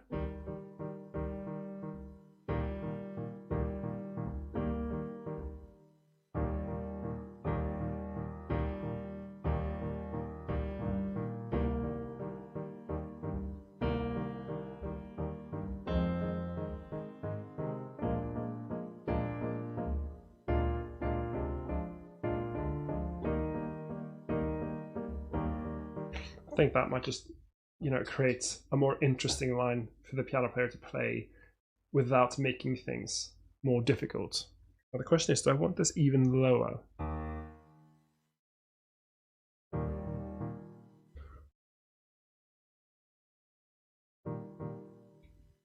I think this is kind of an okay range to have it in. If you can write stuff low, like this, then it's going to sound very, very lush. Might even have this.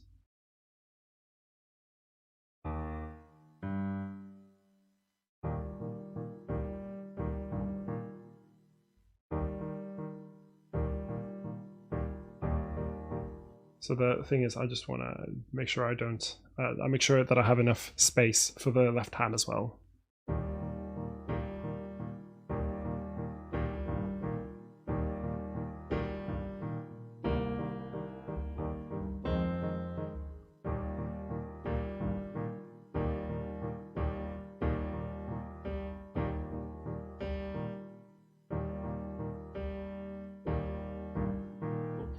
It might be okay, this.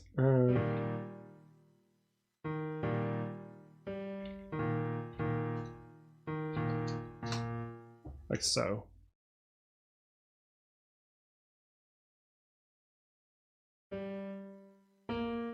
And this is MF. And so here, of course, if you can play the piano like I can, this is easier. If you're not, you know, okay at the piano, there's other ways you can do this. You can, you know, if you just know the chord progression, then you can, you know, by and large, just give them an empty staff, or maybe just a staff with rhythm slashes, if you've seen those. So rhythm slashes would be, so you go, if I just create a note here, you can change the note head by going to type, and then there's different ones, but the ones you want are, oh, are they even here? yeah, beat without stem, or beat with stem if you prefer, and then it will create this really neutral non-pitch kind of thing. You can do this to indicate what you want them to do. If you want them to only play on the, if you want them to play on specific beats, for instance, if I only want them to play on the crotchets here, the quarter notes, then I can do this. Or you can take away the stem completely to just be like, this is not too unusual to find in big band music, for instance, where it's just like, yeah, to do whatever you want. But here is the harmony. So you can leave in the harmony and then they will be able to devise a part. I tend to always write in a part because I can, and because if you find that it's being used by a choir where the piano player perhaps isn't so confident improvising, then at least they'll be able to lean on the notation you've given them. So I am going to do something that is very simple. But you'll notice that I'm writing this all fairly low because it makes things sound very lush. I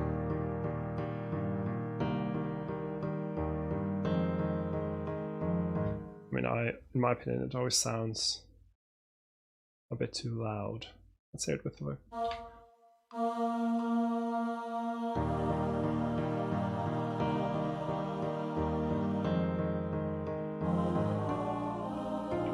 Yeah, that might just be the samples. And again, this is where I need to be careful because I need to like not write for samples. What was the situation with? Yeah, so here, for instance, there's a clash with the... so I mentioned this right at the start, where this piano part might have to change. And this is one where like Etta James is definitely singing that note, which is the fourth on the chord, and there's a definite third in the back. I prefer not having that kind of situation if I can avoid it. So I might change this so that it's just a suspended chord throughout.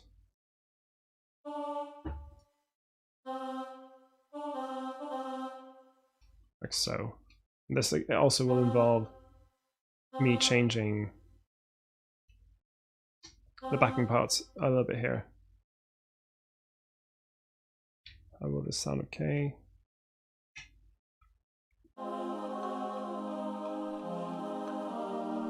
Yeah, because once you have these sopranos fiddling around that E flat, then it's a clash waiting to happen. So I can instead do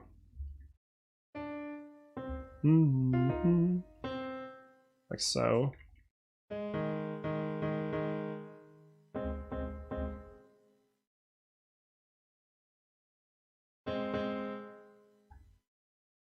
Let's see how this sounds like.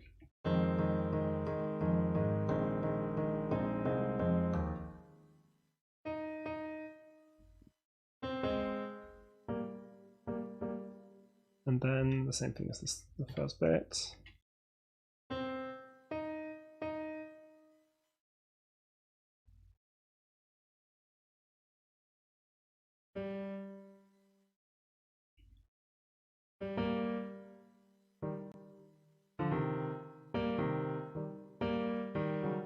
Oops.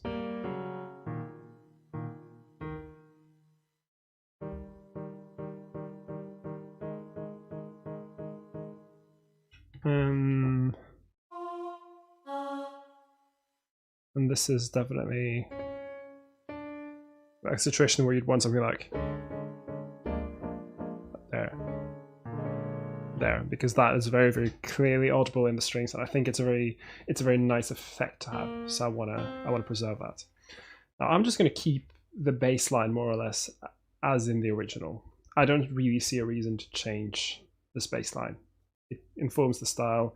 I will leave the chord symbols in because, you know, it's also completely possible to do some improvisation here.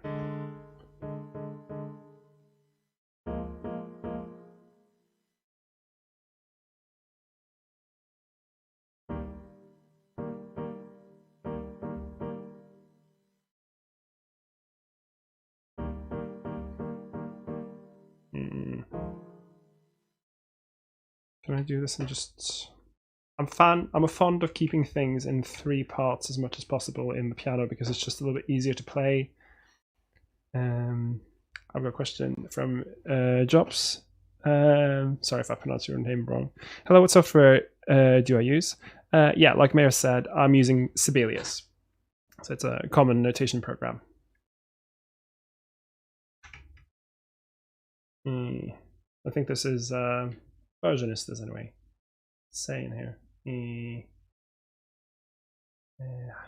What does help? Yeah. Oh, I shouldn't show you this, but yeah, 8.4. I shouldn't show you my license key. I've activated it on a few different computers already. I don't think you're going to be able to use my copy.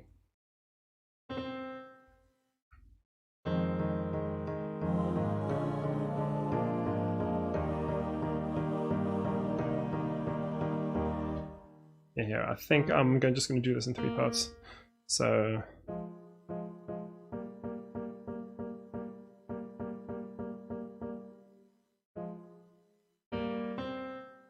And then here I want to, again, the 3rd and the 7th are the notes you want to make sure that you're capturing in this kind of harmony. The 3rd and the 7th are very, important parts of the chord, if you will. There we go.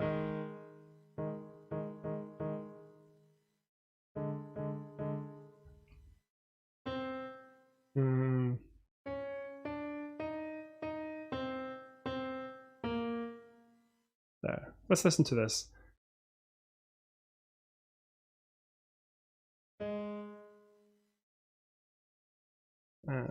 From here.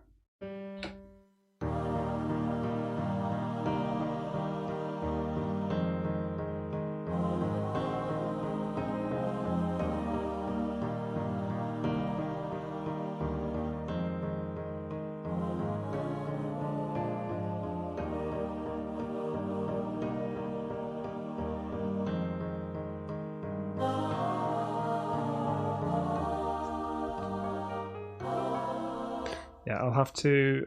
This rhythm is hard. It's not. I don't think you can expect a piano player to do that kind of complicated polyrhythm stuff. Let me just get the dynamics in as well. It is, the samples are making the piano kind of stick out a little bit more than it probably will in a real situation. Here we go. Okay.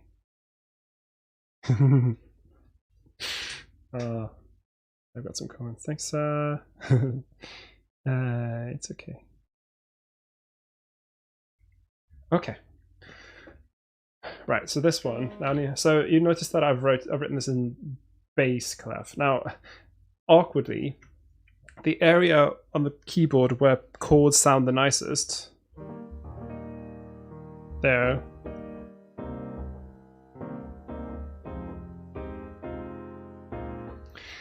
Annoyingly, it's kind of just around middle C, and you go slightly below middle C, slightly above, and neither bass nor treble clef really fitted quite perfectly. The perfect clef, if we lived in an ideal world where learning clefs wasn't hard, would be the alto clef.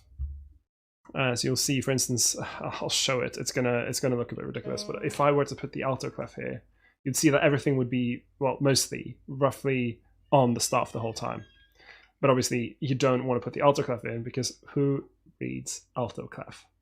Apart from viola players and cello players. So no, there will be ledger lines, and this is fine. Like this is kind of even on the low end, but I wanted that nice little cello movement. Oh well.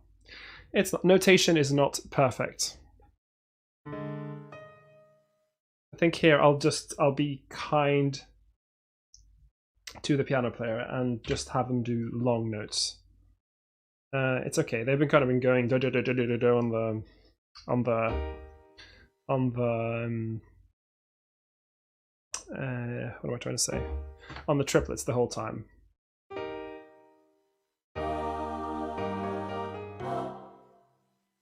so I can just have them on the beat here and just make it easy.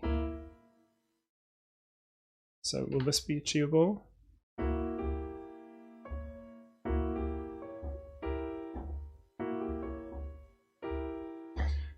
It's not, it's slightly awkward, but it's kind of okay.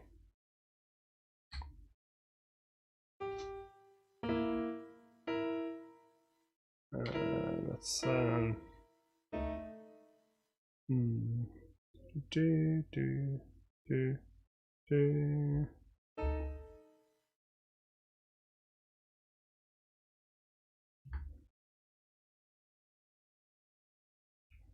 Can even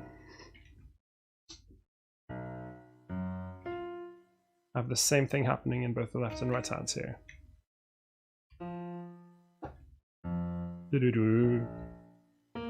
There.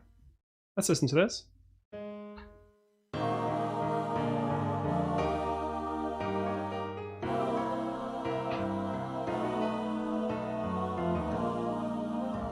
Yeah, because now you have, you've got choristers singing harmonies, and that means the piano doesn't have to,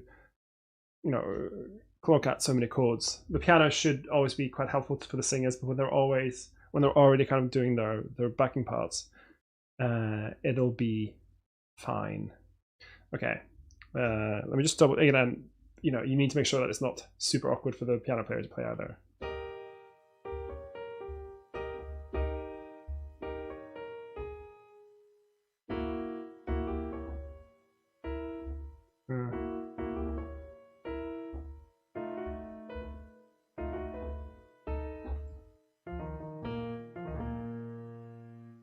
I think it's going to be okay. I might just simplify this one.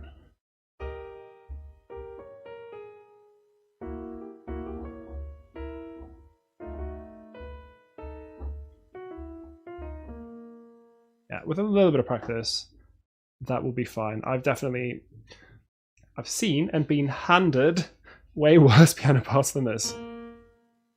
There we go.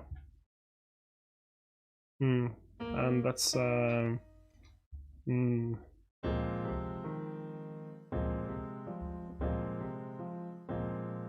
this is down the octave, of course.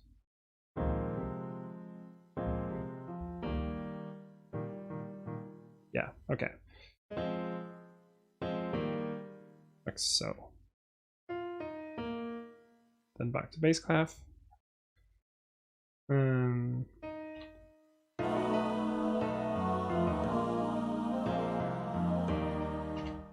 And then, okay, I see. So they're on the B here, and we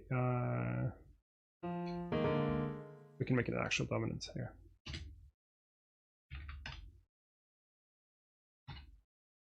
Well, let's just listen from "And Life Is Like."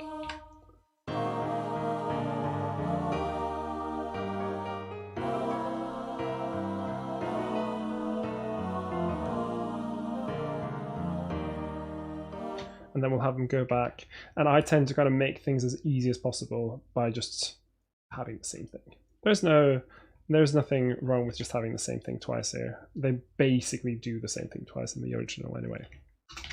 Oop. There, I just saved time. This is MF throughout. Where is it? Am I going to have it MF throughout? Let's find out.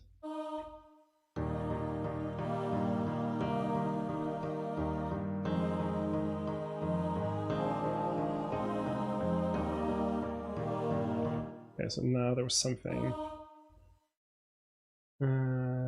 crashing slightly. I see, okay.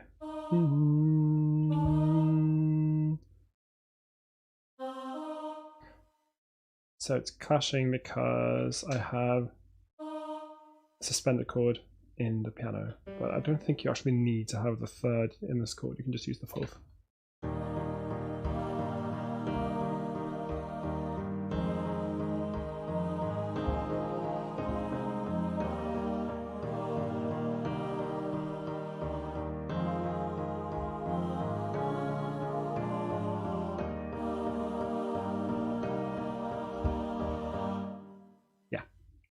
this is okay.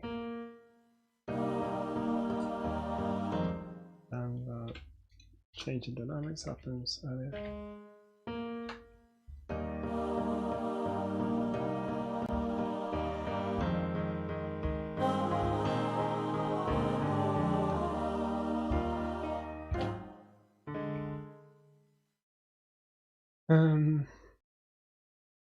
Okay, we'll do the same thing when we're like,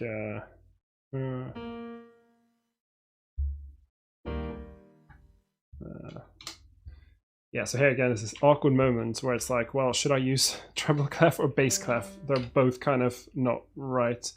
I think I'll use bass clef for the first and treble for the next ones. And then you should be... I'll divide them up like this. So I'm using two... So a very nice thing to use when you're writing piano parts like this is to use different voices. So you'll see the top notes are blue, bottom notes are green. I probably should have said earlier that sometimes when you have stuff happening on the same staff that happens at different timings, it's much easier to notate this using voices. You'll see that the blue notes have the stems going up and the green ones have them pointing down. This is all on the keypad, and I realize you can't see the keypad here, but essentially you have access to 4 different voices. I've at most ever used 3 in my professional career, and normally you can get, you know, what you need to do done with 2. So I recommend for stuff like piano parts especially to do this. If you're writing you know, SSAA kind of stuff, and it's you have 2 soprano parts on one staff, then you can make it super clear which part is singing what notes by using voices. So if I, for instance, had, I don't know, let's say that I had some sort of third thing happening here, and I wanted to make it ultra, I mean, obviously, you know, you're not going to be able to sing both these notes, you have to choose. And usually the S1s will choose the top note and the S2s the second, but you can also use voices. Alt 2 changes this then into a different voice with stems that go down, and this even got notated with. But yeah, you have to kind of use your judgment on what looks the clearest, what's going to make it as obvious as possible who does what, without having this moment where someone in the back of the room puts up their hand and be like, sorry, I'm not sure what I'm supposed to be singing. Like, if you take the time to really work this out in the sheet music, then you will avoid those kind of situations as much as possible. And I've seen this happens in scores right up to the top level, where you get handed a score and suddenly the alto is split in 4. All right, and the sopranos are split in 2, and the tenors are not split, and the basses are split in 3, and it's just like, wow, we're going to have to spend 10 minutes now figuring out who's going to sing what, just so that, you know, none of the notes get left out by accident. You can plan ahead to avoid these situations, because yeah, it's cool, but you end up with time wasted during rehearsals, in my experience, for avoidable reasons. Right, that was a small pet hate of mine. Mayor Cormac says, will you please allocate time in a future session or create a to-do/checklist for how to beautify the layout when displaying a score in normal view, that is system and page breaks? Checklist. Oh yeah, I can do that. So what you are wondering is this, so this is when the arrangement's done basically, and you're trying to make things look good. Am I understanding this correctly? It's about when you're done basically with the arrangement, then, well, I'll show you now. If I go into my normal view now, so I'm in panorama mode obviously, but if I go out of panorama mode, then this is what it is. This is a mess. You know, you can't do anything with this. So am I right in understanding that you want me to tell you what to do with this mess when you're done with the arrangement? Yes. Okay, let me make a note for myself.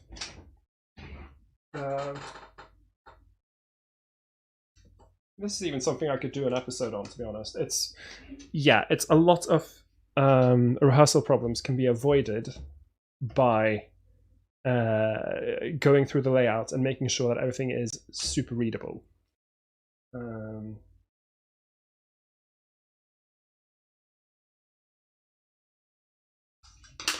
I might even make an actual episode on this, because I think it is a topic that's worth exploring. And so in the past, you know, an arranger was not necessarily the same as a copyist. The copyist was the person who sorted out stuff like the layout to make sure it looked absolutely clear. And then, of course, back in those days, they didn't use computers. They had to, you know, get these printed using actual print presses. And so, you know, they would have to spend ages making sure that there was a facsimile that had everything as beautifully printed as possible. An episode, definitely. Yeah, why not? I mean, Maya, I'm always looking for new material to cover in my show, and it's if there's stuff that people want me to cover, then that's very helpful. So I'll make a list. I don't even use this arrangement. I'll make a copy of it before I fix the arrangement to use it as an example. Yeah, that's a helpful thing. I mean, I'll improvise one for you now once I get to sort out the arrangement, because I do want to finish this arrangement in the sitting. But I'll save I'll save it the way it is now. Look at this. Can you imagine getting handed this and trying to figure out what you're supposed to be doing?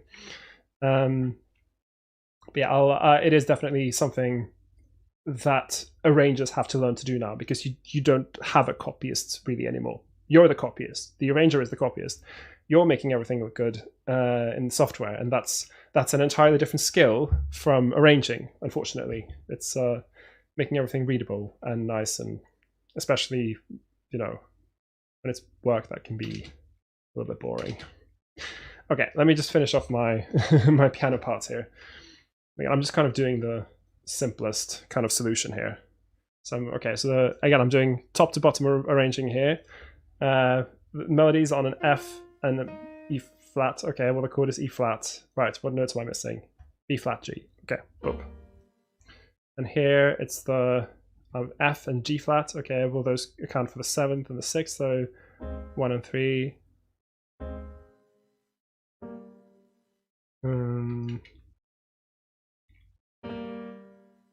Okay, so here I could probably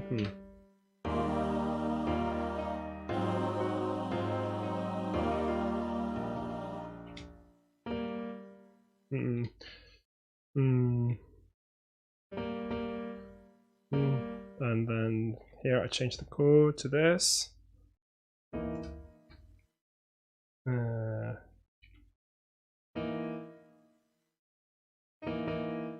I can just do it like this.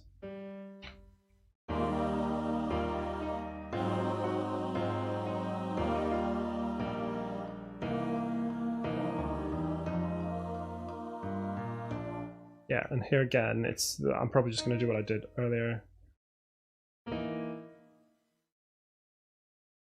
Could even triplets again, maybe. How am I doing with the? I guess it's F, going down, and then going further down here to P.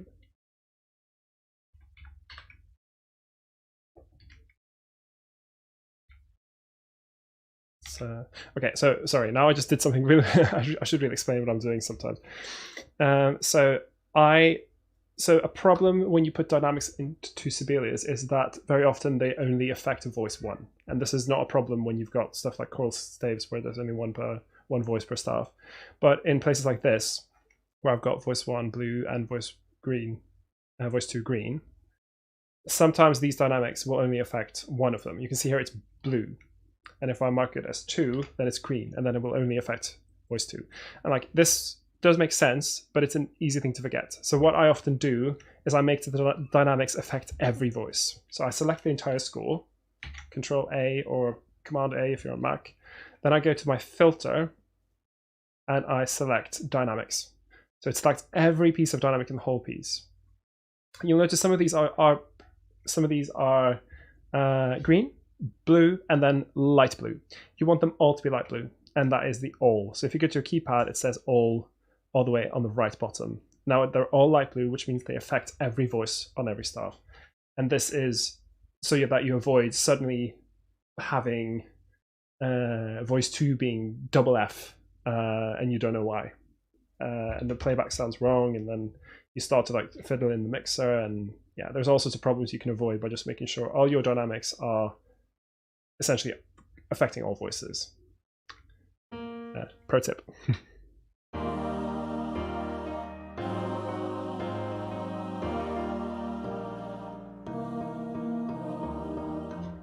I think maybe have them like so.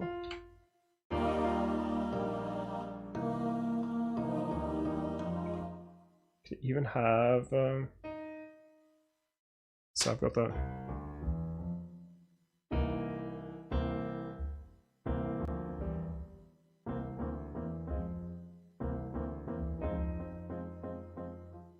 okay.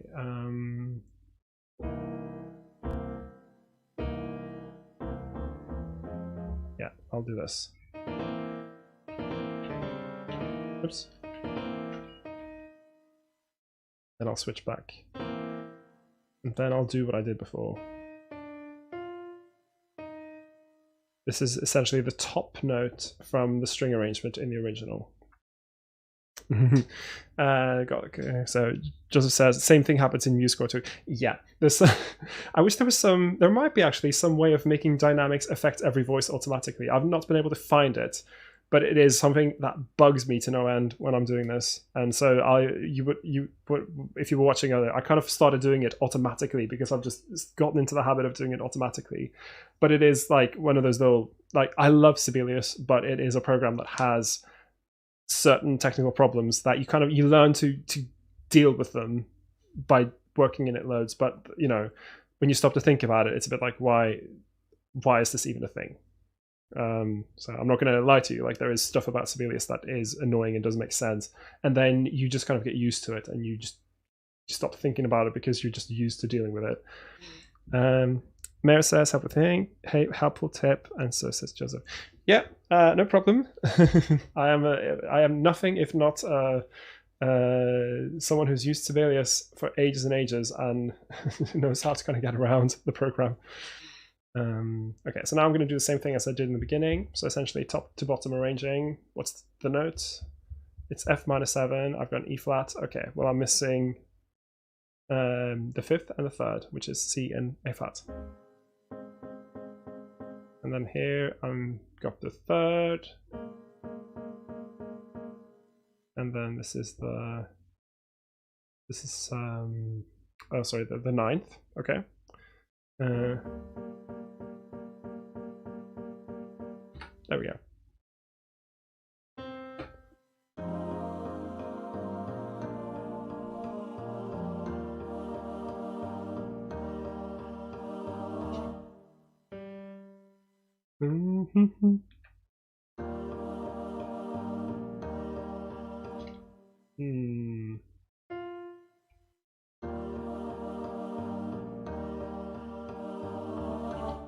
Yeah, I mean, this is kind of okay. It's not super interesting, but it works.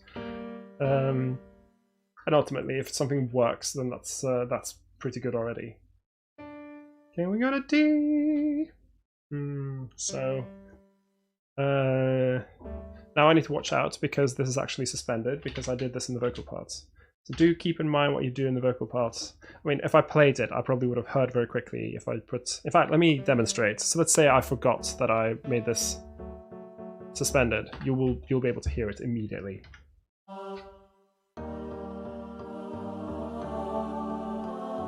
Did you hear there was like this? That is the effect you get. You can use this to your advantage.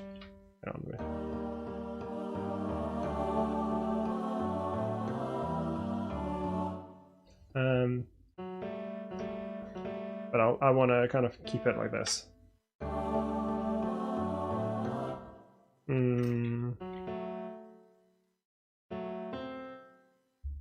As inoffensive as possible. There we go.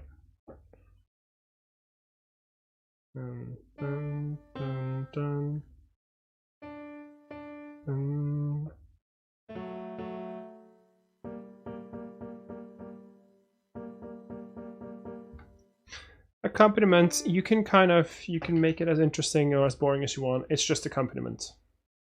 So sometimes, if you've got the energy and you really want to make it as cool and fun as possible, then yeah, go for it. I often just keep it quite simple because as an audience member, you're going to be focused on the lead singer, and like, yeah, the musician in me wants to be like all clever and do cool things, but also I'm a bit like, well, it's also a matter of how much time do I spend on something, and particularly when it comes to accompaniment, it's a bit like, just, yeah, it works, whatever, it's fine. Joseph says, indeed, since I usually love to split basses to two voices, I find this quite infuriating. Hopefully they implement something that helps against this. Yeah, so this is again about the dynamics only affecting voice one and not voice two. Yeah, I mean, there might be something in the program which I've not found. I do like there was one function I found the other week which I'd never used before, and it's actually really useful. It's the note input, re-input pitches, which I'd never used before. So like, I think when I started, I was in Sibelius 6, and that maybe didn't have this option. So like, I still do find stuff in the program that I've never used before. So there might be something in it that I just haven't found. So I can have a look and see if I find something. Comtherian says, in my opinion, splitting voices is clunky and annoying altogether. Much more convenient to write a new system for each voice. Is it possible to merge two voices into one system when exporting the sheet music? Yes. So let me show you what this is. So this is also the arrange function, which you've seen me use loads. When I write something on one staff, I'll show it to the end here, say I want to, oh, this is all out of whack. Ignore this, it's because it's in bass clef. So let's say I wanted this A flat chord. If I write this on the alto staff, for instance, let me just, I'll do a couple of chords here. So let's just say, oh, they're doing long U's. They're doing this,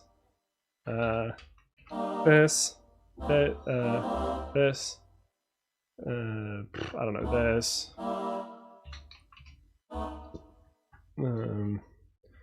Yeah, this is probably not going to work just the way it is. But let's just say that you've done, this is not too unusual a thing to have them, sing. You mock this up nicely, and you select it all. You cut, you go to home, or you use the shortcut cut.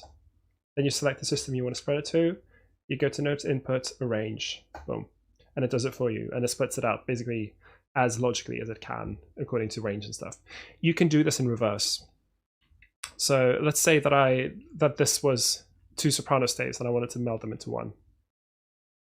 Same thing, cut, select the staff you want to put it on, and then you could potentially use reduce. I would just use arrange. And then it might have problems because here it thinks that this B flat is too low, which may be in a classical context, but for pop it's fine. And then I got them all on the same staff. So sometimes you do have to adjust things a little bit when you do this. I could do the same, if this were my bases and I wanted them to have this there, select it, cut, select the staff you want it on, arrange, boom, and I put it all there. So there's stuff that you might have to deal with, like here for instance it only shows the slur on one of the voices, so I have to add it on the other one. If there's lyrics involved, they might end up kind of in the wrong place and stuff, but this is a way you can do this. Yeah, so the arrange function is so useful. It's my favorite function in Sibelius because it means that I can arrange stuff really quickly, block harmonies and just spread them out, and usually 9 times out of 10 Sibelius just gets it right off the bat if I've arranged it in the right range, and if it doesn't, then it's usually quite easy to adjust. I hope that's helpful. All right, let me just quickly. This is just going to be simple.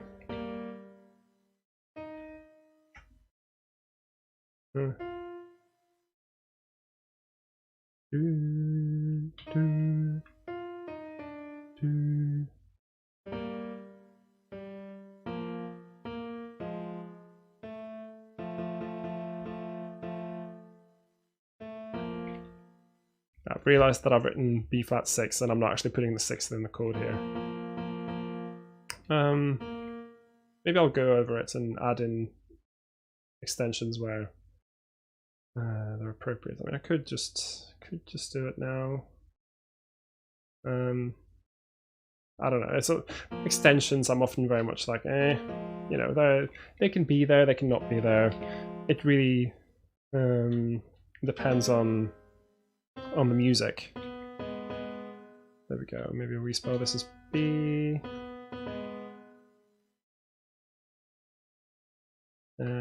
Actually, let's have it as. No, I changed my mind there because I want to have.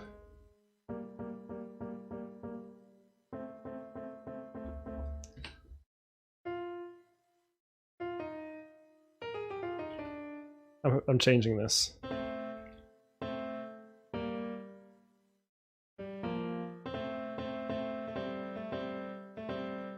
This is definitely no. This is wrong. Sorry.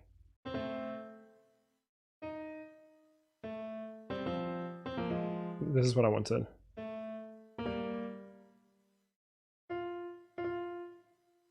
Actually wanted something along the lines of this.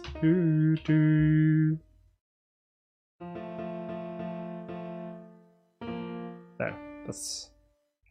And then this one goes up to A flat like so.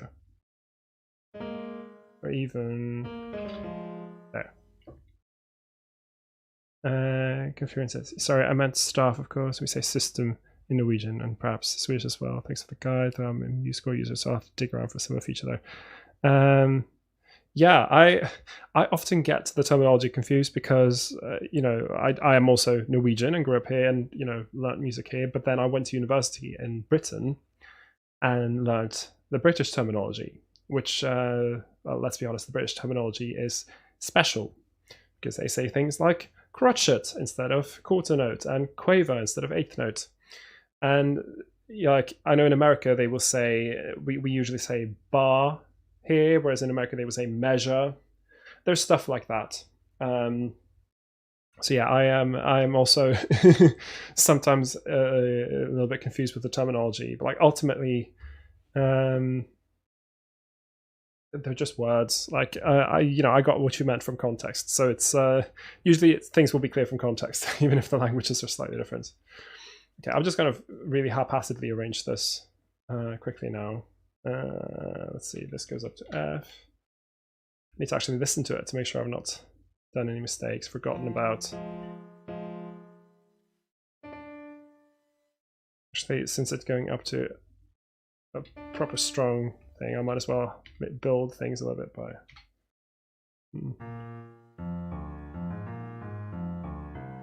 This will probably be okay. There we go. Let's listen to this.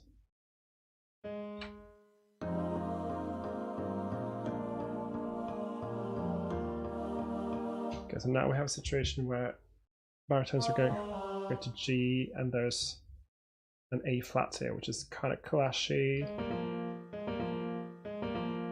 I'll do it like this maybe. Is this going to sound weird?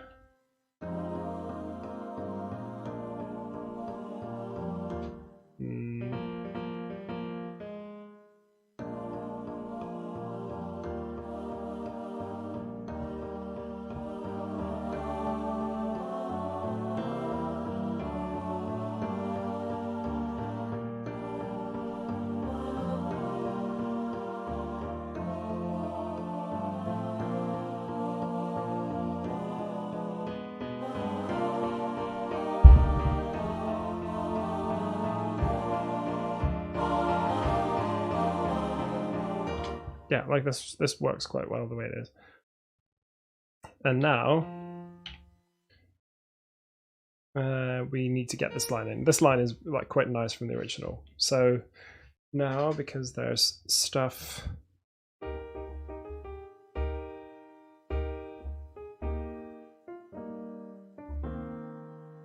probably simplify it into something like that. So in this case it'll be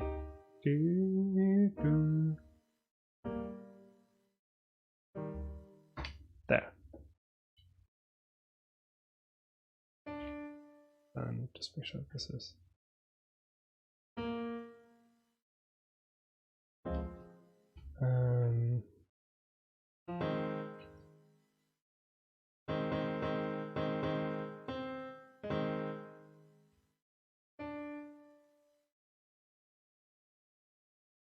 MF here maybe. And then 2 voices here. It's on.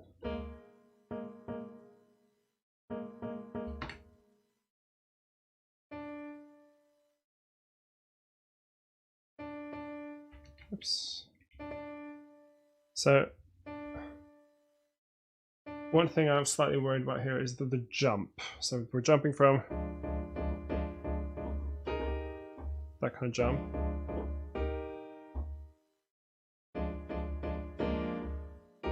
Might be more manageable to do something like this, just because it gives the piano player a chance to move their hands into the right position.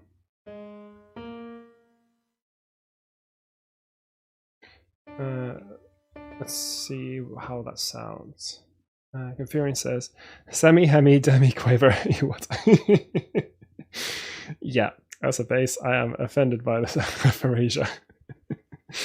Yeah, you know, it's as I mentioned, it can be quite awkward to pick the correct clef to use when you're writing accompaniment parts on the piano, just because the best harmonies and richest harmonies tend to sit just above and below middle C, and so I have to you know you have to just kind of switch between them to whatever gives you the least amount of ledger lines. I know that some piano players are okay with reading ledger lines all the way down to, you know, C below middle C.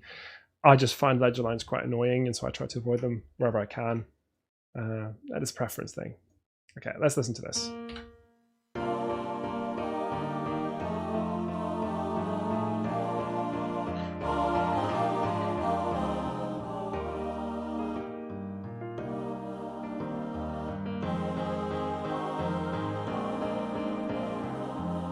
Yeah, I think this is okay. So that thing here just means that the piano player has a chance to move their hand into the correct position. I'll just copy this over here. So, and see here again, this F came out in voice 2, which I then have to go dynamics. Oh, this is part of the jank you have to deal with Sibelius. Goes down. Then we put in a treble clef here.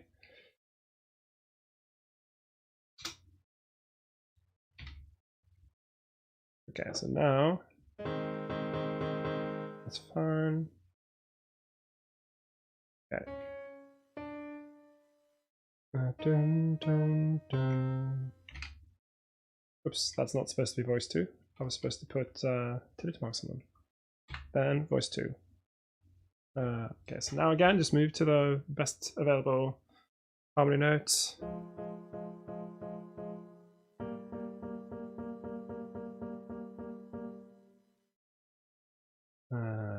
Let's see. Yeah, and I'll get to the repeat here, but I'll imagine that the music's just kind of continuing.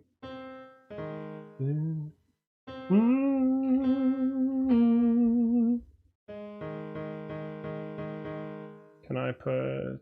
I'll probably just keep it as a suspended chord here, just because there's an E flat here, and I'm just kind of playing it safe.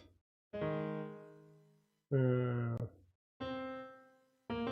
even do it as a slash chord. So a slash chord is a one chord on top of a bass note that's not in that chord. So in this case, I'm doing an A flat chord with a B flat in the bass. And this essentially has the effect of a B flat 7 sus4 with an added ninth. What's good about slash chords is that it gives you a chance to use harmony that's quite, like, you know, normal, if you will. Like this A flat chord, but you can place funny stuff in the bottom, like that D flat here, and suddenly you get this really complex chord that doesn't sound kind of as obviously complex. Like when you think of complex harmony, you think of that, or you think of that. That sounds like very obviously complex harmony, whereas this almost sounds like a triad, because it kind of is. There's a triad, there's an A flat triad on top of a D flat. So I like to put slash chords into my arrangements so that I get a bit of like harmonic richness. Let's see. So Sagar says, and I apologize if I pronounce your name wrong, 90% of all arrangement is problem solving, and no one tells you about that while you're learning. Yeah, you're completely right. Problem solving. Yeah, I mean, I try to not, like, labeling it as problem solving makes it sound like a bit of a negative thing. You can think of it as it's solving a puzzle. I like to think of it as solving a puzzle where you've got, the puzzle is you've got a song that's not written for a certain ensemble, and you want to make it sound as good as possible with that ensemble. So there will be, like, yes, you have to deal with problems, but I think of them more as challenges where I'm like, ooh, I wonder how I can make this work. What sort of options do I have for making this sound cool? And once you kind of think of it that way, then you'll start to kind of engage your creativity. And yeah, it's incredibly useful to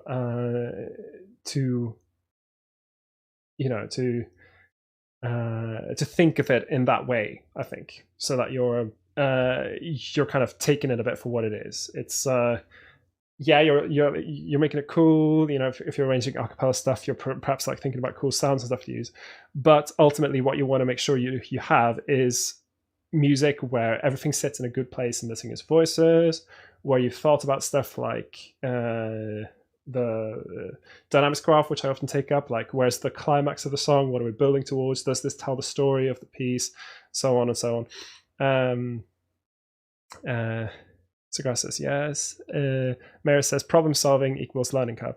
Yeah, and you get better and better at finding creative solutions to things as the more you do this, and you will kind of, the more you listen and the more you kind of get used to thinking about what your voices sound in their different registers, the more this kind of starts to come to you naturally. Like when you start out, you have to learn the ranges of the voices, and then later on you come to realize that actually, yeah, there's the ranges, but then there's the voice qualities and the different parts of the voice.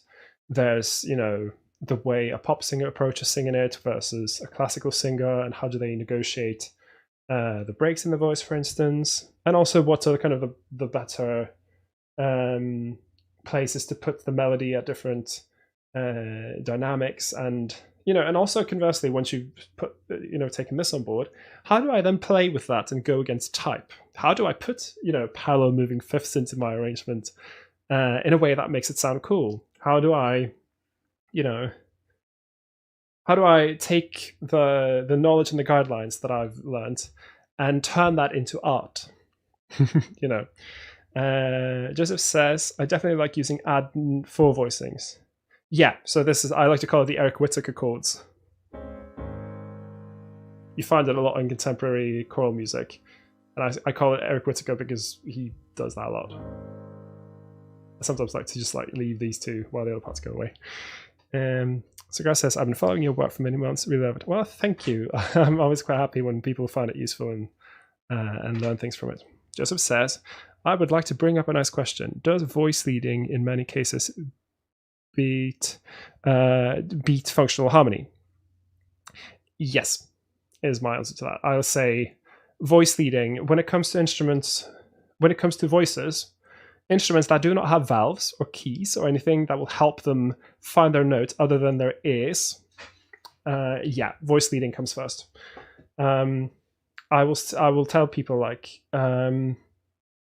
obviously, you will have to think about this when you're arranging, but like, essentially, no matter what you're doing, it has to be easy to sing it, in the sense that easy is perhaps not the right way of saying it, but it has to be, every line has to make sense in and of itself, because otherwise you end up in the situation where singers are going to have to hyper focus on tuning. If you have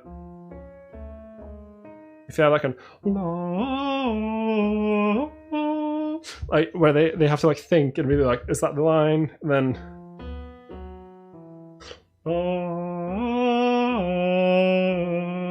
like even just doing that 4-note phrase, I was like, what was the phrase again? And I think even if you have a really skilled group of singers, I think that kind of tension that comes with having to hyper focus on the tuning will carry into the performance. If you've written something where the voice leading is really clear and every line makes sense, then the singers can almost like forget about having to focus so much on the tuning and rather think about the expression and think about what they're singing. So it's not just like hard work where it's just like you're a machine having to sing every, all of these awkward pitch intervals. Instead, you're just singing something that makes perfect sense, and you can rather focus on what's the emotion, what is the intent. Because as singers, we have to multitask. We have to do so many things at the same time. And essentially, the less work you have to pour into pitching, remembering lyrics, remembering choreography if you have that, and remembering to smile, all that kind of stuff, then the better the overall thing will be, in my opinion. So yeah, I'll say functional harmony, you will find that there's always exceptions. So if you find that the best way of getting through something is that the third has to be doubled, go ahead. You always go against guidelines with clear intent. We're like, this is why I'm doing this, this is why I'm doing this, this is why I'm doing this. So guy says, have you heard accent vocal? Simon Akesson arranges most of their work. He's an amazing arranger as well. I've not heard them. I'll write down accent vocal. I'll have to check them out. Yeah, thanks for the suggestion, Cigar. Okay, I loved chatting, but I'm not actually finishing my arrangement when I'm chatting. So let's see if we can do this.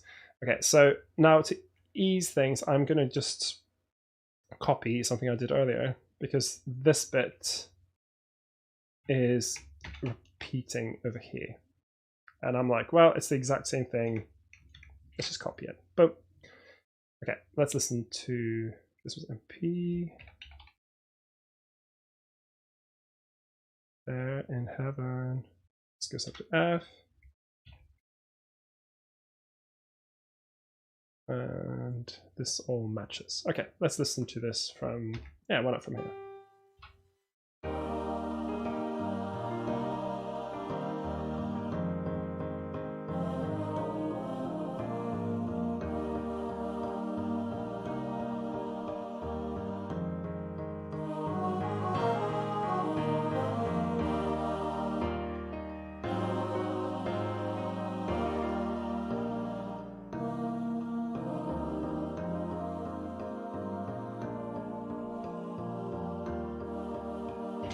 Yeah, so I think that works quite nicely. So those of you familiar with the original will know that that doesn't actually repeat. That just goes on. I want to give the choir an opportunity to just lengthen the song a bit. You can optionally skip this first ending here and go straight to the second if you want to keep it the same length as the original. Okay. So here, there is just a stop. So it comes from, let me just make sure that the leading is. Let's just have a full chord like this, and the dynamic is, it doesn't change.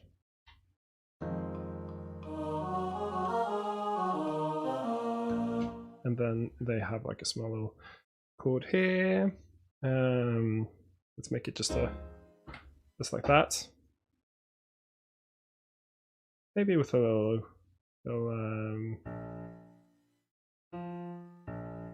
not that as an octave. Maybe like so, with a little arpeggio. And then I've just written this in unison octaves here.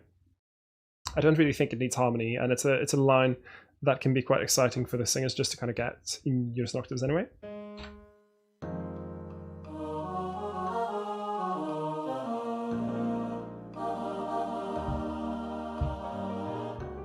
Yeah, and here I've not written anything for the intro or outro just yet. I wanna have the singers do some extra stuff here.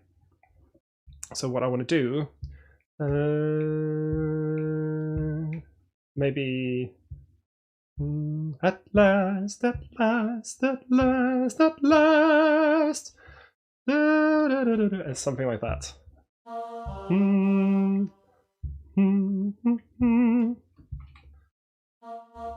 Again, having each of the sections do a little, like, have a little moment.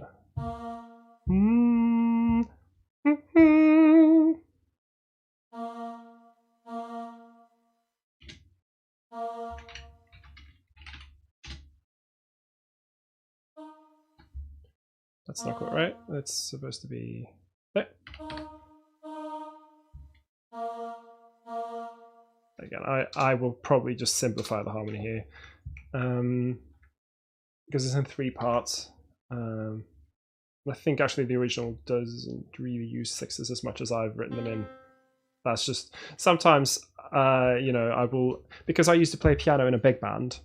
I'm kind of used to just like sticking in extensions everywhere, and you know that's kind of something you just get used to as a big band, you know, accompanist.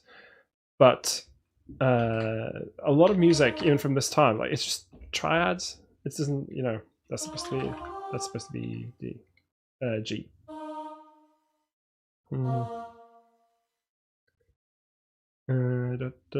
At last.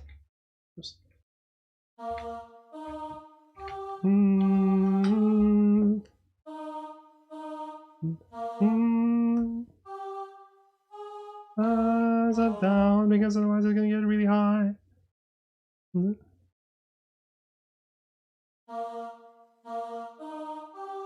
may have these marked like so.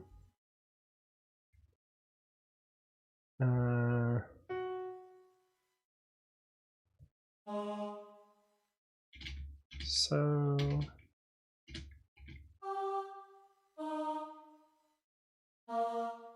like this.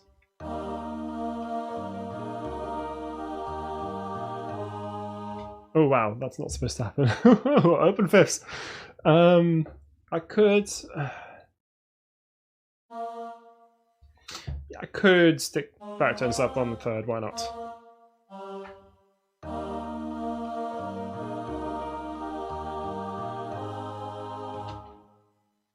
And then the next one is it's that chord. So.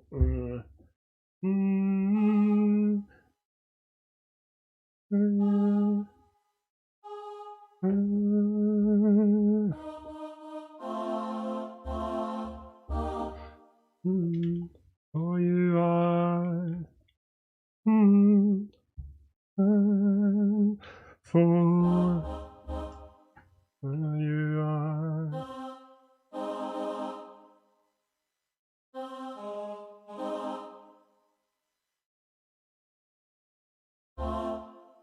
Mine Adelaide.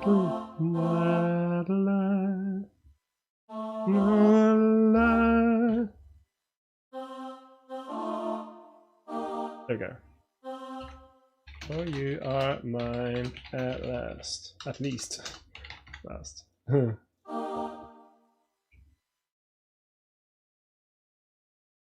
This is just me inventing stuff. I'm just kind of, you know, playing around with it, being like, okay, let's have some harmonies here.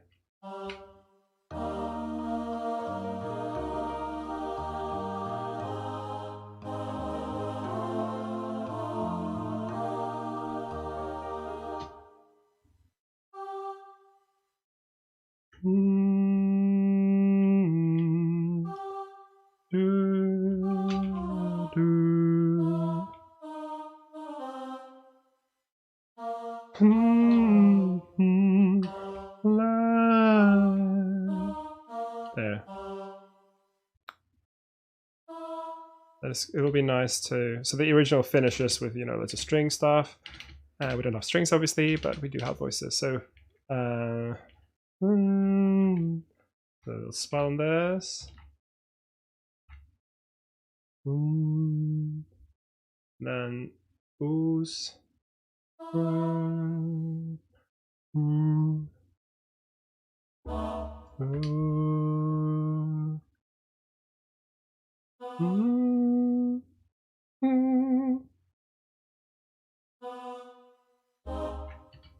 That's what I want.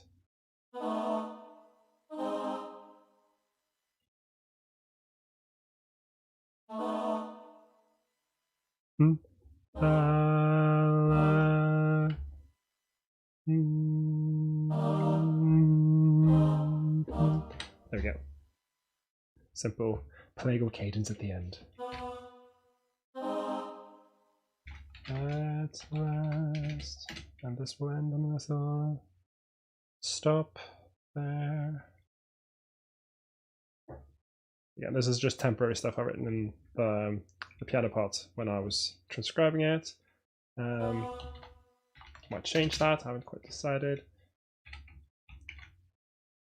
What I do know is that it's going to end on a quiet note. E.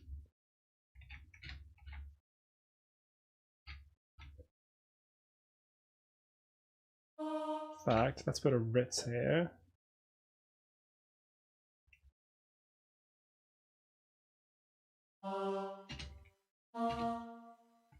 This. There. This. And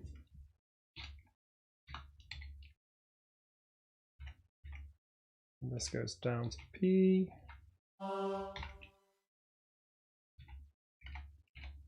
Like so. So it's an F.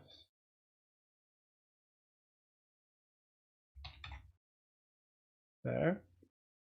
This ended up inside the sendo. Okay, so here, again, I have to be very careful with how complex I make this because essentially they're doing, 4/3 here, there's stuff happening in the bass. You don't want to make it too tricky, without good reason. Okay, let's get just some simple stuff in here. So, the second voice, that is.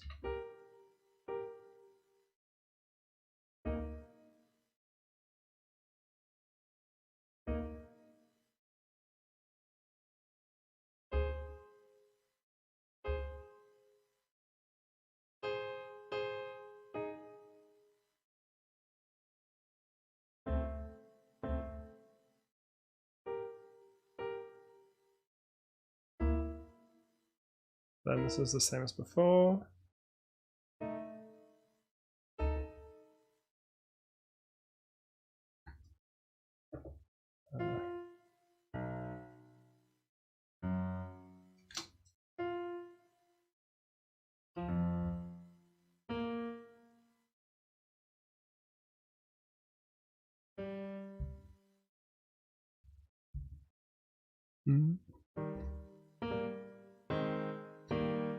Yeah, this should work quite nicely. Now let's get the dynamics in.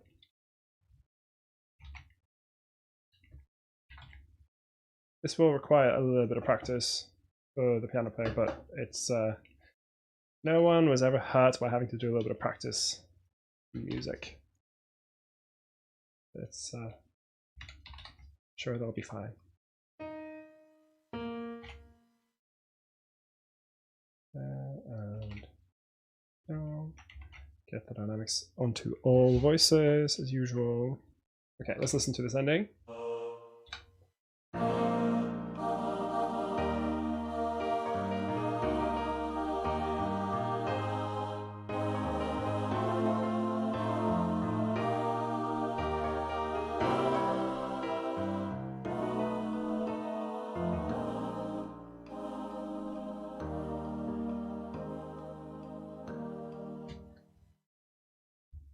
Actually, this was from the original, but I actually kind of just like the idea of having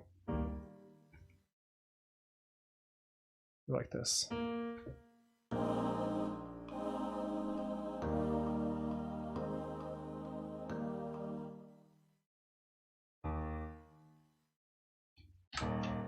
Let's add in the octave. And why not have stops on these as well? There.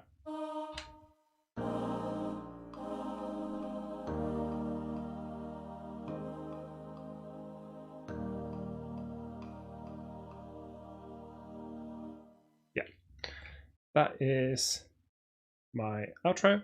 Now I just got to do my intro because I'm not. This is all empty. I do tend to leave outros and intros right to the very end, even if I'm arranging just acapella stuff as well. So what's nice about this original is that it all starts fairly not high range, but it definitely doesn't start doesn't start all the way down there. It starts here.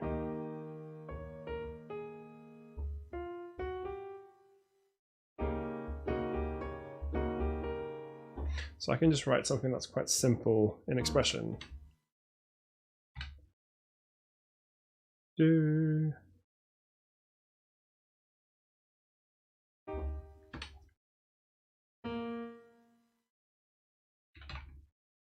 Maybe MP.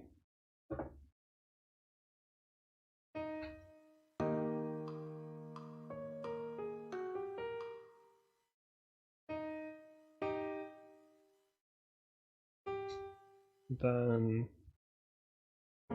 that kind of thing.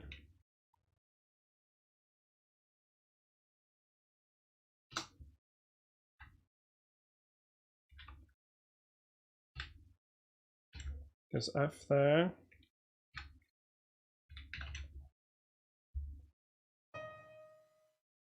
So with piano writing, you can make things more intense by having more notes when it gets louder.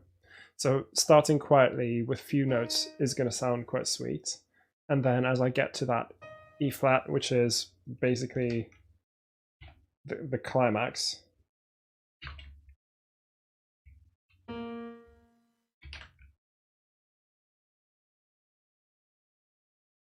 then I'll add more notes in. I kind of want to have an inversion here, just because the classical theory person in me likes that idea of having this.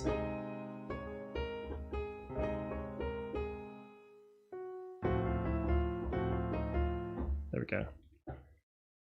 So I'm probably going to do that. And then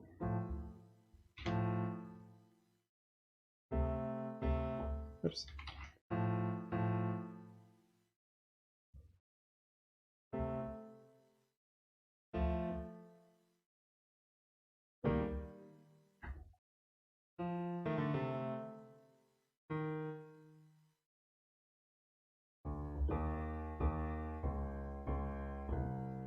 I'm going to change the harmony. I know that this is going to be slightly different from what was in the original, but I actually do want to have C dominant here. Because I want, essentially I want to do something like that.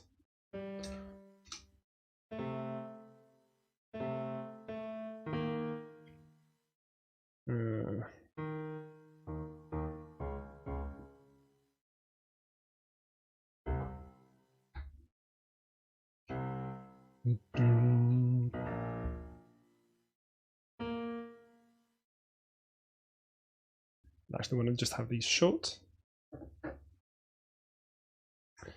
Mayor, got to run now. I'll pause the video and catch up later. Thanks, Knut. This was another great session. P.S. Remember the to-do. Yeah, I will. I'll make a copy of the score before I do the layout, and then I'll think about maybe doing a full episode on doing layouts, because I do realize that this is a tricky concept, and it's something that is not really always explained to you how to do. So yeah. Okay, well, thank you for joining me, and hope to see you again soon. Okay, let's get, so now I've written in what I want in the bass, but I do need to fill in. There we have a nice little first inversion chord here.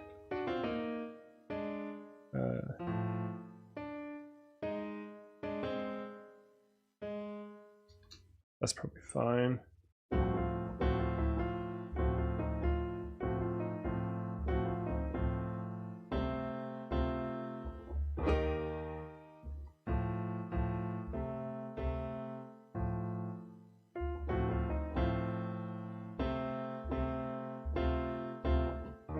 Okay, so I'll change things a little bit around here because I need, again, I'm just thinking about this in terms of voice leading for the piano now. How do you make this as easy to play for the pianist?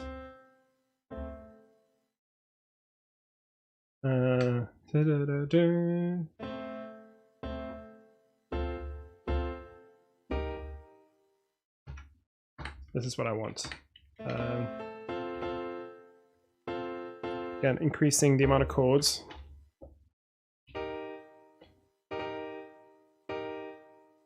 Just to make it easier to kind of create that intensity. Around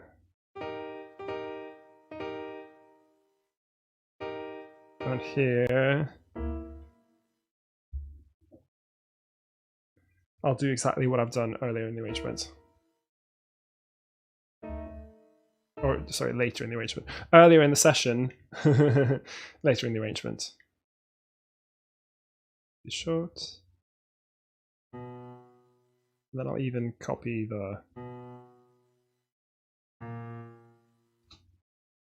this thing over here. Why not? Do-do-do. This can be slurred. Why not?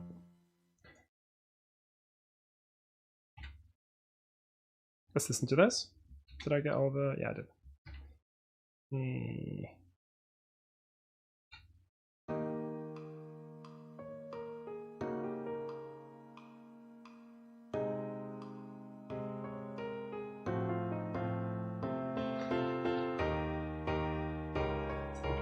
Maybe this is maybe a bit much.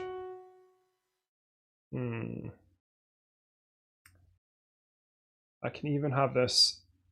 I'll say it's poco rubato, which means that the pianist can be a little bit flexible with the tempo. Then I'll have this as our tempo.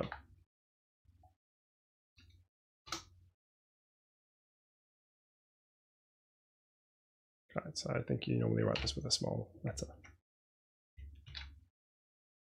Cool. Turn off the metronome.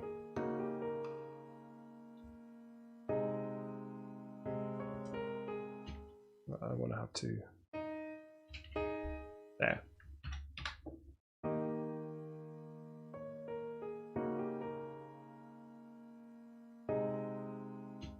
This isn't going to happen.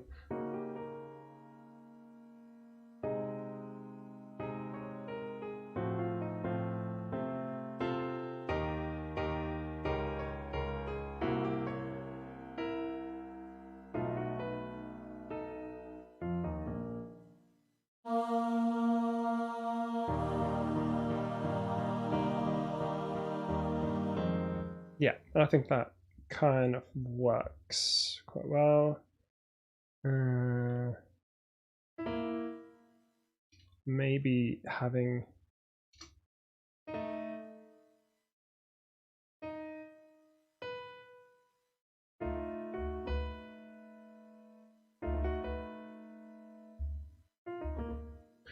it's maybe for me it's not so much a problem because the interval you have to stretch here is about a ninth, which I can do, but I do know that there are piano players out there with with smaller hands than mine who may find that slightly tricky.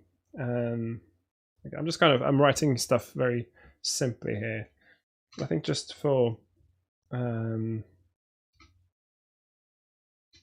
simplify things, I'm actually going to remove the sixes from my E flats here, just because I don't think they're not being reflected in the chords I've written, and I think I just kind of wrote them in without thinking too much about it while I was transcribing, but I don't actually think that these matter too much.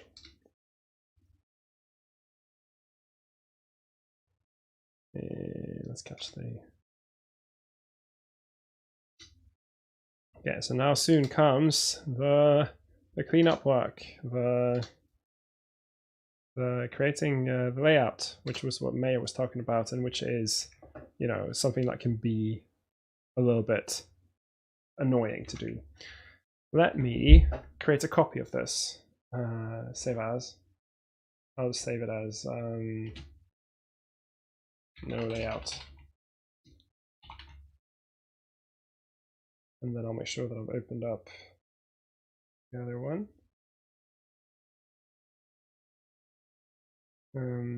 It's showing the right one in my software.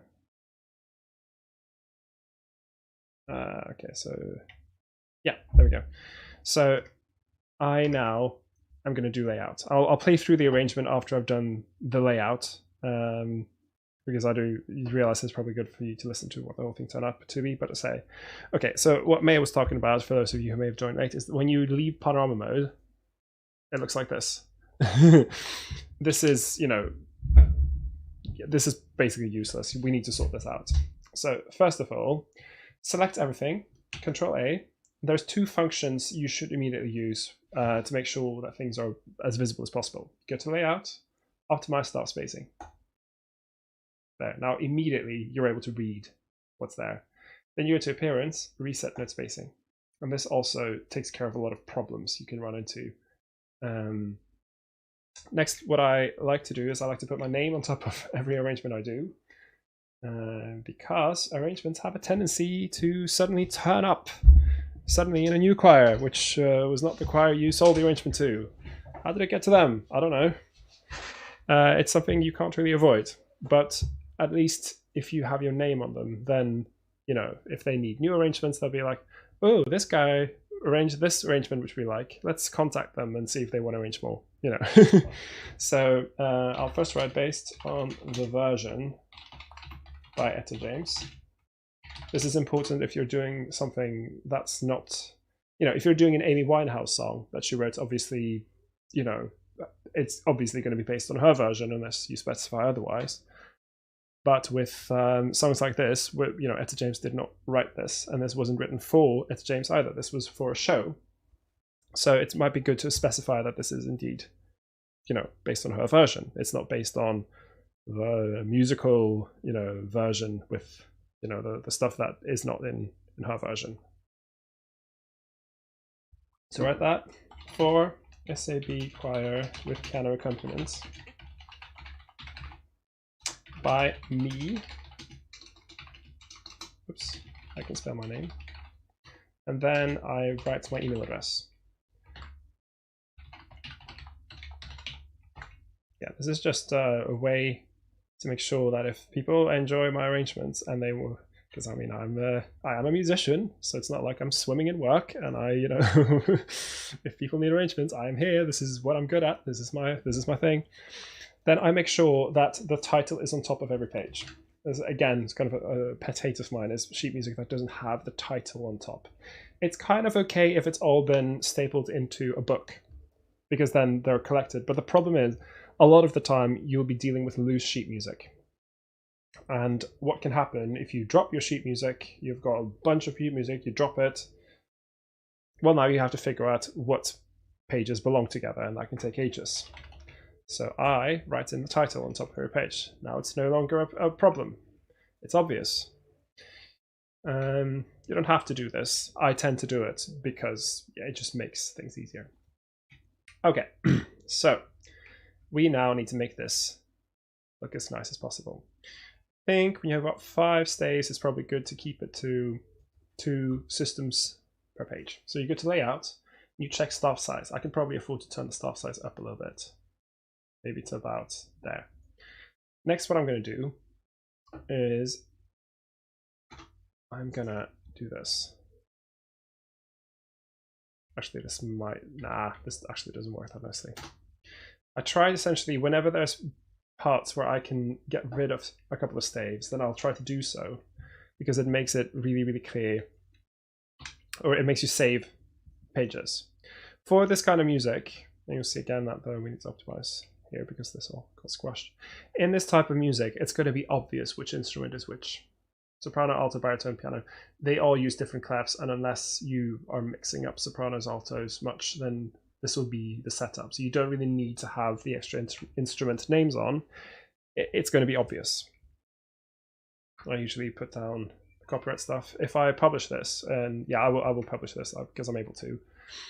I will make sure I also write in the relevant copyright info. Cool. Okay, so now I just go through and I make sure that everything is basically readable and looks nice throughout. I kind of prefer to have breaks on double bylines like this. Sometimes it doesn't quite happen automatically and I have to force it, which I don't like, but it's not the worst.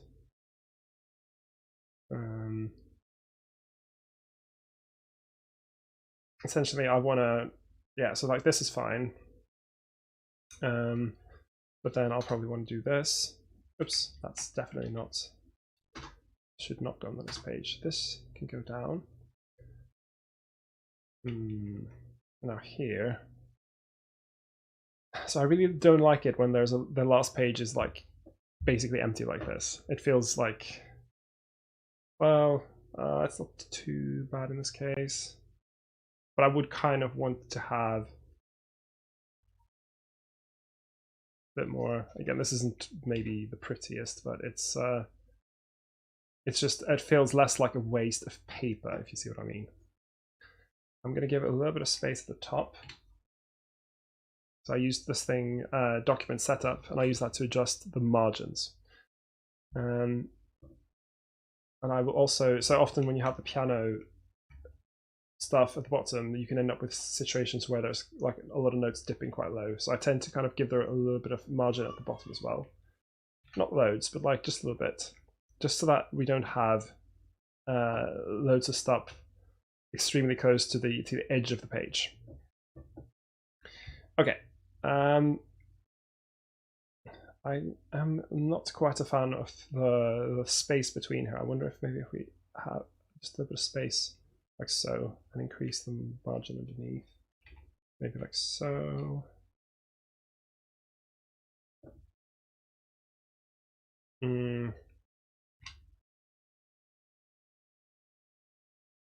It's not perfect. And again, optimize. I will do optimize staff spacing and reset note spacing loads while I'm doing this. That one actually I wanted to pull out just a little bit. Because it just kind of tends to push things a little bit out of position when you work on it. But right now it's looking pretty good, I think.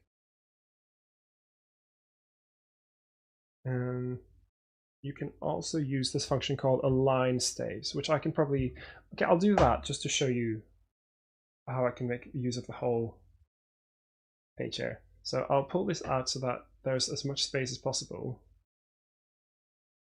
And I'll do align stave. So I select from the page whose layout I want to copy all the way to the last page I want to tap it on, like so.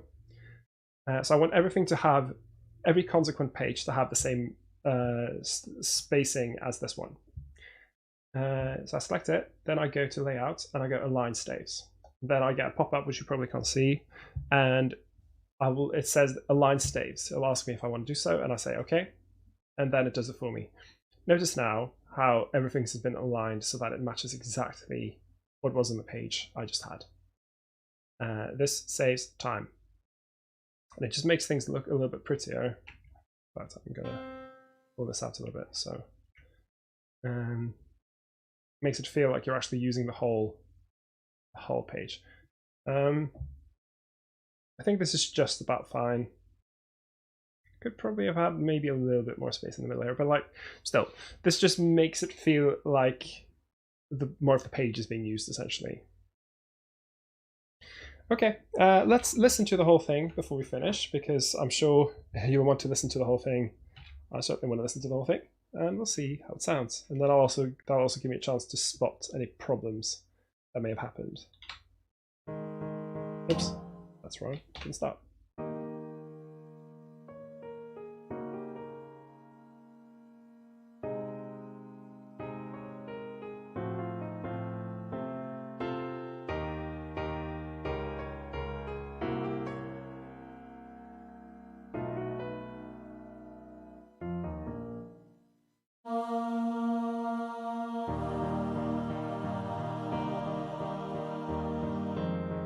I've changed my mind about this. I actually want to have them swooping in from below as well. At last. And then to do that.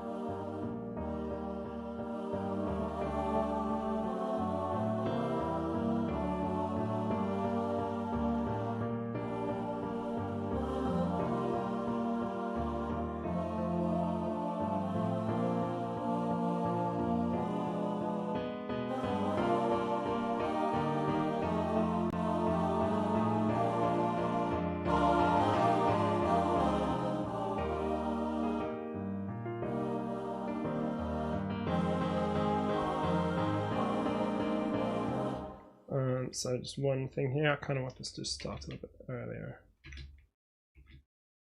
So.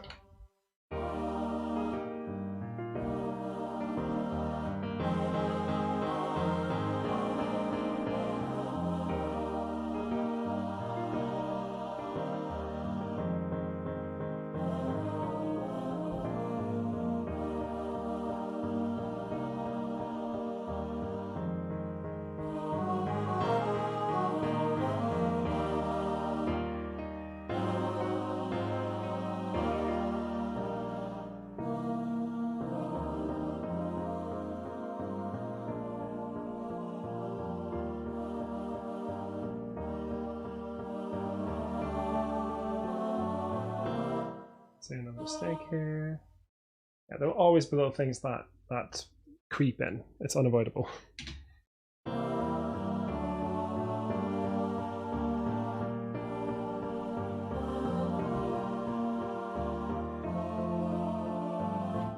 then here again, I actually want to have them finish the notes at the same time. Again, it's just like a small detail, but it's the sort of thing that will always be someone in the back, be like, "Are we supposed to finish our notes at the same time or not?" And yeah, you do. So just write that in, and then you avoid that question, and you avoid having to spend time answering that question.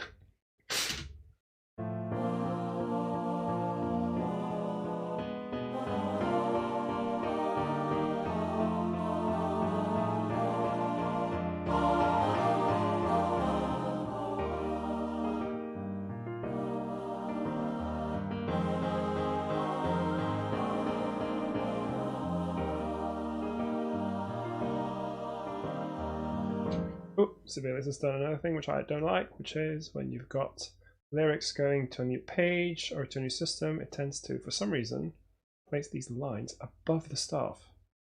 Inexplicably, they should be below.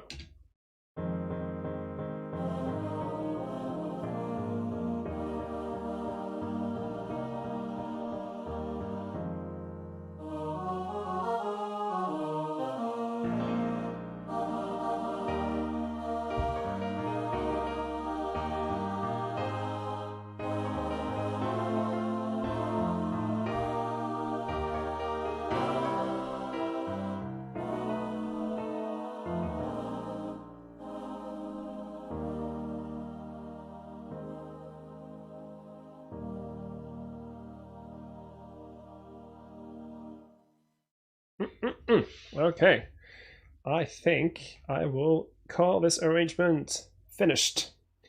So yeah, this is it. And then, you know, the next thing will be record it. Yeah, maybe I'll record this. We'll get Therese to sing the soprano and alto parts, and yeah, if she's up for it. Thank you all for watching, and so I've got how to do layout as a suggestion for an episode. I've got to check out accent vocal, which I will.